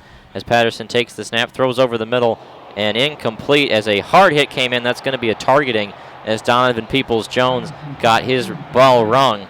And Brian Day walking over, complaining to the referees. They're definitely going to review this one for targeting. You'd have to think, as a man came over and got a hard hit in, and now every referee talking. Let's hear what the head one says. Yep, it is going to be targeting. That is not good for Ohio State fans who will be playing in a Big Ten championship They give weekend. It on, trying to see the number, I think they said number 4, Jordan Fuller. Baron Browning was in there too. We'll have to take a look on replay. He will be out for the first half of the Big Ten championship next week if this is confirmed as targeting. Yeah, that looks not great on the first angle. Let's take a look on the Fox broadcast. Peoples-Jones on a crossing route. Definitely. Yeah, that's a hit to the head. Now, that sure looks like targeting, but I also don't know what targeting is anymore. No. I've seen a million targeting reviews, and I'm maybe 50% at guessing what they are. I mean, but that one certainly looks like what the textbook definition is. But kind of siding with Fuller here, what are you supposed to do? I mean, it looks like he kind of tries to turn his head away so he doesn't lead with his helmet. I mean, that's the tough thing about playing football. You know, you can't really win. The guys are going so fast. Yeah. The game moves so fast. It's hard. And that's what stinks about slow motion replay. You look at it like, oh, you could have avoided that, but these guys are going, 15 miles an hour on the field. I mean, it's hard to make a quick decision like that when you're trying to stop the wide receiver from making a catch, and so you're not thinking about where your head is at that moment of time. The referee's long review here. I've always felt that there needs to be just a timer on a review. 1 minute, and if you can't come up with an answer in 1 minute, you stick with the call on the field, because this just going on forever. 9:23 to go in the game. Yeah, my guess is that this will be upheld as targeting. It'll be a first down or automatic first down for the Wolverines if it is. If it isn't, then the game just goes on. It'll be 2nd and 10. I mean, they've shown the replay on the Fox broadcast about 15 times. Yeah. And now the referee takes off his headset. I don't know. Let's hear what he says. And they do say no targeting. I don't know. That might be the right call, might not. I don't know. I don't know what targeting is. I don't know what a catch is. Yeah. That's modern college football for you. Gosh. 9:23 left here in the fourth quarter. Kind of going back to Ohio State. They had that coaching change last year, and I thought they did a good job of, instead of waiting a few months to hire someone or to name, an internal hire like Ryan Day, they literally hired him right after the Rose Bowl, and I think Urban Meyer made it known that there's going to be a lot of trust in this Ryan Day, and they kept a lot of the recruits, which is a great thing for their program. 2nd down and 10. Now the give to Hassan Haskins. He goes up the middle for about 7 yards. That'll set up 3rd and short. Well, the interesting thing is you look at these, two schools, and you have Michigan with a new basketball coach and the team playing really well. Ohio State, new football coach playing well. I do think there is a big difference in the coaching jobs there, in that, you look at a guy like Juwan Howard. 3 of the top players leave for the NBA. Really, 3 of the only 6 guys who played last season. You look at this Ohio State team. They returned a lot of guys. Patterson gets ready to throw, and that one is high and incomplete, intended for Peoples-Jones, wanting a flag. One is not coming. 4th down upcoming. I have to think Michigan will go for it. And the other thing is that, Michigan basketball, not any 5 stars on the roster. You look at Ohio State, this is a team more talented than any other team. And this is a team that, let's not forget, yes, they struggled in games last year. They won 13 games. They won 13 games, the conference and the Rose Bowl. I mean, let's be real here. Going 11-0 with this talent after what they did last season, not very hard, if we're just being frank, given the the standard that's been established. Patterson throws, and that one broken up immediately. Looked intended for Ronnie Bell and swatted away. And it looked like Amir Reep knocks that one out, and that will give the ball to Ohio State. 8:48 to go in the game. And you start seeing some of these fans head for the exits. Yep. And a few of them left, or a good majority of them left after the last 4th down. That was not converted, but now this kind of corroborates this win for the Ohio State Buckeyes, who really came in today ready to play. And how about the second half? They came out and they said, no, we're not going to make this a one-score game. We're going to make it a three-score game. Yep. And they scored right away on the first drive. Dobbins with a huge run. And, besides a few plays here and there, Ohio State has owned not only the second half, but this entire game. But back to my earlier point in that, I think the test for Ryan Day will start next season. Obviously he'll have Fields another year, but they're going to lose a ton of guys on the defense. You're going to probably lose Dobbins. You're going to lose, some of your top receivers. That's when the player development aspect comes in. Think about college basketball. It changes so much year to year because of how many guys leave to the NBA and how much turnover there is. In college football, if you recruit well, you don't have to have guys drum out all the time. You just keep moving up, the ladder. Yeah, these are Urban Meyer's guys. Yeah, so. No question. I mean, yeah. So, it for Ryan, and you talk about, when we said it again, this was the 8th season of 11-plus wins. It's a program, it's a factory. There's a standard, What Day will have to do in the future is keep that going when it's his guys, when it's his players. Because we get the Slippery Rock score coming up here. They are in the first round of the NCAA tournament. Division II playoffs. And Slippery Rock up 14 in the fourth quarter of that one. Some positive news for some Wolverine fans. But, you think about Ohio State too, and comparable, obviously, you think about Nebraska in the late 90s with Tom Osborne leaving and retiring. They still won a lot of games for the first 3-4 years after he left, but the program slowly declined. You think about Miami in the early 2000s. They won a national title the first year after Butch Jones left. But, after 2 or 3 more 10-plus win seasons, it slowly started to decline. Yeah. And that's what you see a lot of times. Legendary head coaches, normally the ship keeps sailing for a couple of years because of how many of their guys are still there. Yeah. The question will be 3 or 4 years from now, where is the program? Because that's when Nebraska started to fall off. That's when Miami started to fall off. Can Ryan Day avoid that? I don't know. He's done a good job this year, but we have to wait and see. Now, how good was Ohio State before Urban Meyer came? Well, that's the question, right? They had that 6 and 7 season with Luke Fickell, where you had the probation, the tattoo scandal, and Tressel getting fired. Here's a handoff to Dobbins. He picks up 5 on first down. But remember, right before that, they had been a perennial 10-win team every year. Yeah. However, I think a big change happened in that under Tressel, they were a good Big Ten team. But when they played the SEC, they got slaughtered. Yeah. Under Urban Meyer, they changed. got the talent to now beat the SEC teams, as we saw when they won their national title, beating Alabama and then Oregon. And this team has the talent to beat LSU and to beat Clemson. I don't know if they will. Those are some darn good teams, too, better than any team they've played this season, without a doubt. It turns into a vicious cycle. You start developing the relationships with the certain high school coaches, and you build the facilities. You have a winning record on national TV. The good recruits come, and they've built that program. And now another handoff to Dobbins. He gains maybe 2 to the 39, and the clock keeps running. Under 8 minutes to go in the game. Well, that is the thing. I mean, there's various graphs out there about the accumulation of talent in college football. Teams did not used to recruit at the level they now recruit. The amount of 5- and 4-star guys that you now see going to the top-tier programs is far higher than it used to be.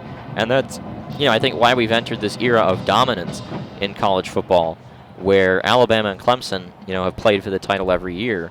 Ohio State now will be back in that conversation. But if you go back, almost 15 years, I believe it is, where since like 2006, only a few coaches have even won a national title, as Dobbins goes forward for 3 or 4 yards and a first down, keeps the clock moving. I think it's 2006 when Meyer won his first title. The only coaches to win championships in college football are Dabo, Jimbo Fisher, Urban Meyer, and Nick Saban. That's unbelievable. And that's college football. It's 3 or 4 teams dominate. Meyer dominated at Florida, then he dominated at Ohio State, and that, that's kind of how it's going right now. A lack of parity. Yep. And we are in kind of a historic level in terms of lack of parity around college football. I mean, you look at the ACC. I mean, it's a joke. Clemson and everybody else. The Big Ten not at that level yet, at least. And Fields will give it off to Dobbins. He's got running room. I don't think anybody's going to catch him. 10-5, and he dives up into the air for the touchdown. And that will make it 55-27, extra point upcoming. Dobbins just kind of dives into Josh Metellus. A little bit of a showboat there, but almost he has the right to do it, considering how good he's been today. Almost reaches a 200 rushing yard mark there. Yep. He's over 200. Yep, 211. 211 after that run. Unbelievable performance from Dobbins. 33-yard run and diving into the end zone for the score. And now out comes Haubiel for another extra point. Haubiel now, this will be his 8th extra point of the game. Haubiel on the season, amazingly, entered the game 71 for 71. He will now most likely go to 79 for 79, depending on if he can make this one. They are unbelievable in all 3 phases. Yeah, and that's the difference, right? You think about the 2016 team was a great defensive team, but struggled offensively, and that's why the game that year was a tight defensive battle. And you think about the team last year, Ohio State was a strong offense, but their defense was gashed quite frequently during the season. This year, you've got a great defense and a great offense. You know, again, I think if you are Ohio State, you feel better about your offense leaving this game than you do the defense, especially the way the defense played in that first half, kind of being blitzed out of the gate. Yeah. And so the question for them is, can they beat an LSU or an Alabama or a Georgia or a Clemson? And with this performance today, a few defensive miscommunications that led to a few Michigan touchdowns. If you take that away, I think they can beat one of these powerhouse SEC teams. And if they play their game, they've definitely got a shot. I think one of the questions, though, if they play LSU, as we're still waiting on this extra point, as with the review still going. Now, if they play an LSU, that's going to be a high-scoring game. It is going to be a high-scoring game because LSU's offense is pretty darn good. And Ohio State, the amount of offense they've produced, and we got the review. It is a touchdown confirmed. The amount of offense that those two teams can put up, that will be an exciting game to watch. And Clemson, they're the wild card in the playoff picture because they have played no one. The ACC is pathetic, and so no one has really any idea how good Clemson is, but they won 2 of the last 3 national titles, so you get an idea of how good they probably are. And now the snap out, Haubiel runs up and puts it through. And they also have this guy named Trevor Lawrence. Right. Well, another amazing factor that will come up when Ohio State makes the playoff is that the Big Ten has not scored a point in a playoff game since 2014. Really? Yes, because in 15, MSU shut out by Bama. In 16, Ohio State shut out by Clemson. And they haven't put a team in each of the last 2 years. That's going to change this year for sure. Yes, it will. But the Big Ten, it's been a while since they've been in that conversation. And a big reason for that, in a lot of ways, has been that they've struggled to have their best team win the conference. I think in 2016, Michigan was clearly the best team in the conference, could not finish that game off in Columbus. Instead, they sent Penn State to the Big Ten title game and Ohio State to the playoff, and that ended poorly. And then in 2017, I think that Ohio State was not the best team in the conference. I think Penn State probably was that year, and they didn't get a shot at it. And in 2015, Ohio State was clearly the best team in the conference, and MSU lucked their way into the playoffs. So the Big Ten's had bad luck, but no bad luck this year. One team has been a million miles better than every other team, and that has continued here today as the kickoff goes into the end zone. Michigan will start their drive, 6:30 to go. You kind of segueing the conversation into what the future holds for Michigan. You got to imagine that Jim Harbaugh does keep his job. I think it's a $10 million buyout after January 10th, but with 9 wins this season, hopefully a bowl win later in December, I think he's done enough to keep his job, and I think people are going to realize, you're 0-5 against Ohio State, but like you said, Alex, before, you're going against, probably the best team in the country this year, maybe not last year or the year before, but 9 wins is good. You wish he'd win the Wisconsin game as Haskins to carry here. Yep, Haskins picks up 10 and a first down. Again, if Michigan has a better game in State College against Penn State, they'd be 10-2 right now, and they'd probably be going to the Rose Bowl. But they lose that game, and instead it's probably going to be a team from the Big Ten West headed to the Rose Bowl, and that is just tough. As Patterson takes the snap and gets ready to drop back, throws, gonna complete to Ronnie Bell right at the first down line, and he'll be tackled at the 49. That's a solid 13-yard gain and another first down. But Michigan will go 9-3. They're gonna go to a bowl game that is either probably the Holiday or the Gator, based on what I've seen, and they're gonna play a team a lot worse than them. A lot worse than them. You look at maybe USC, maybe Tennessee. I mean, those teams should not be on the same field as Michigan, most likely. But we've seen Michigan fall asleep in bowl games. Yeah. And you really get the sense they need a bowl win to close this season. As Patterson drops back, we'll throw down the sideline, and it is incomplete, intended for, I think that's Cornelius Johnson. Yep. And it'll be second down and 10. And if you win that bowl game, you get back to 10-3, 10 wins for the fourth time in 5 years. The issue for Michigan is they are consistently right there, but, just not able to summit that mountain at this current moment. It was kind of similar to LSU for a few years. But they sat right behind Bama for a few years, and finally they were able to take over the SEC West. Michigan has yet to do that yet. Patterson throws again, and that one a little low. Peoples-Jones sliding. Looked like he had a shot at it, unable to bring it in. Third down and 10. Yeah, Peoples-Jones not having the great days. Slips right there. Throw was on the money from Patterson.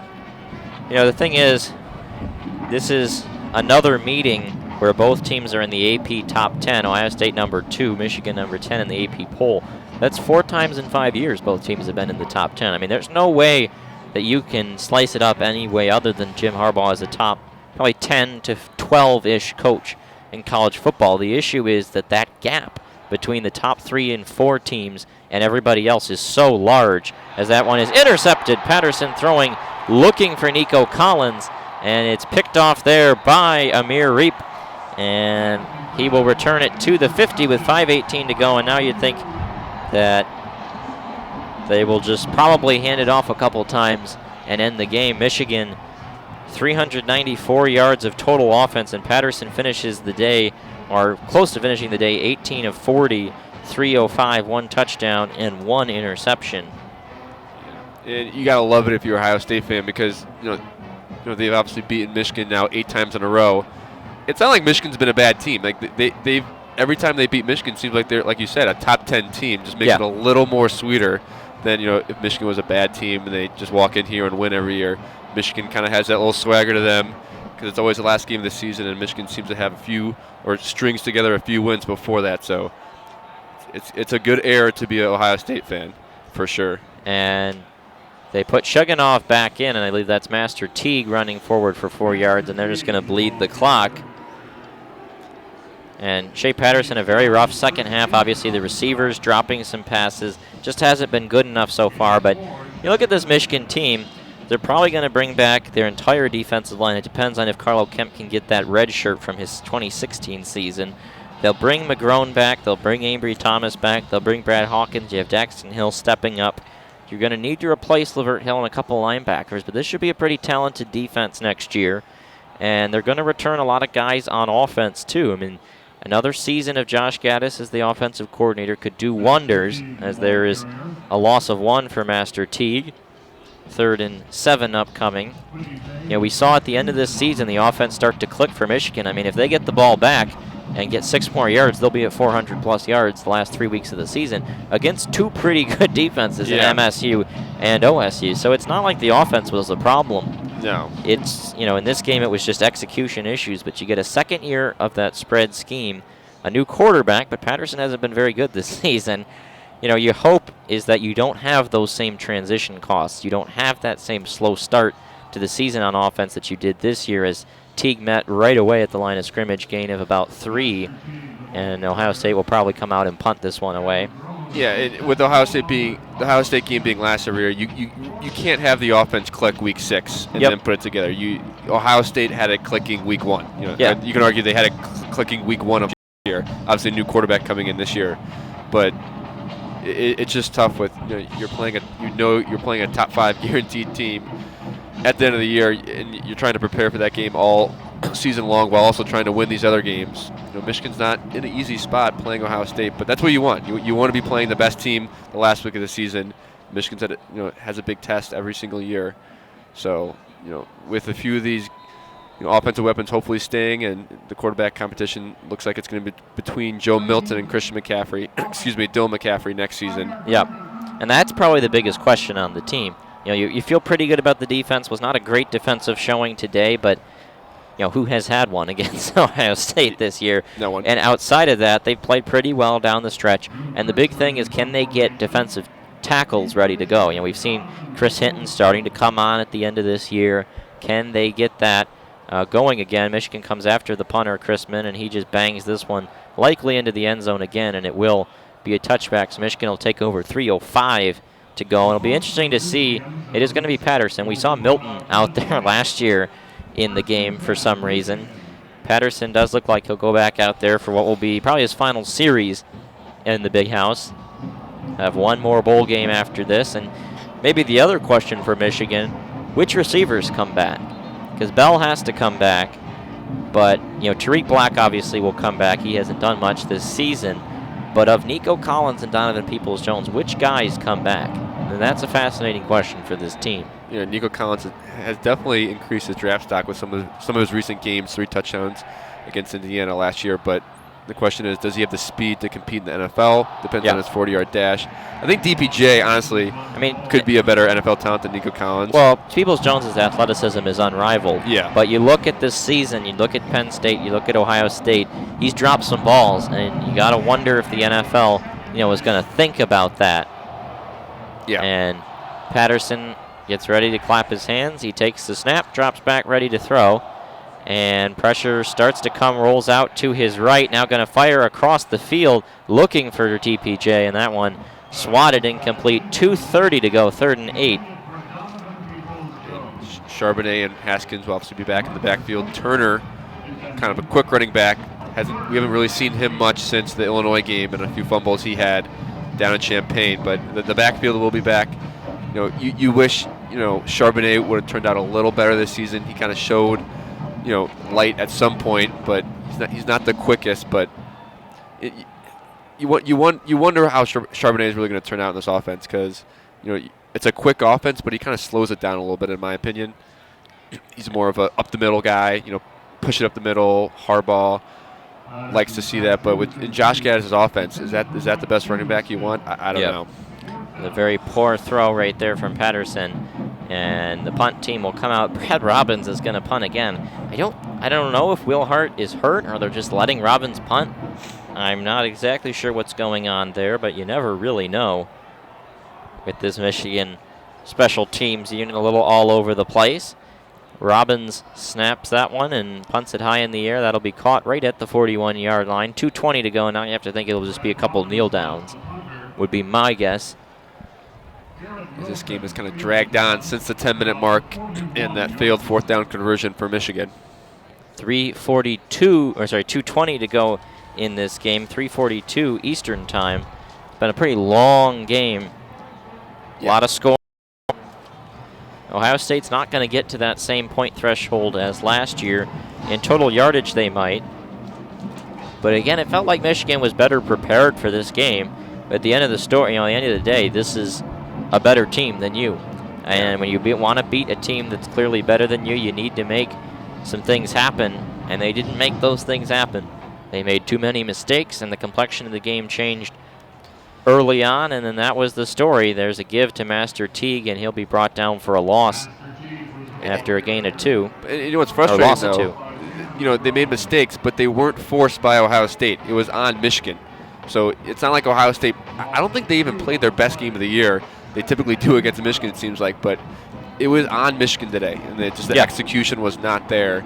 And I believe if they executed correctly today, and had their best game of the season, they would have had a chance. Yes. Obviously, it's a big deficit now, but this game is on Michigan. We entered the game thinking that there was a pathway that was plausible, and I think that's still true. But it would have required so many different things, to go differently. As Teague takes another carry, he'll get the 2 yards back. It'll be 3rd and 10. It requires them scoring touchdowns on every red zone possession. It requires them not jumping off sides, on a punt. It requires them to have their receivers catch the football in the 3rd quarter. It's all those kinds of things. that add up over the course of a game that just were not there today. No, they were not. Yeah, to overcome that big of talent. I mean, I don't want to say Ohio State's that more talented, but there's definitely a gap. To overcome that talent gap, you have to have perfect execution, and a few big plays go their way, and it was really the other way today. The execution was not there, and the big plays went Ohio State's way. 3rd and 9, and they hand it off to Teague again. He will not get the first down. They'll probably have to punt one more time, as they will have to run one more play. There's a 6-second difference between game clock and play clock. And this isn't, totally unexpected from what we were thinking probably coming into this game, that if Michigan made those few mistakes, that things were going to go south, and they did. They did.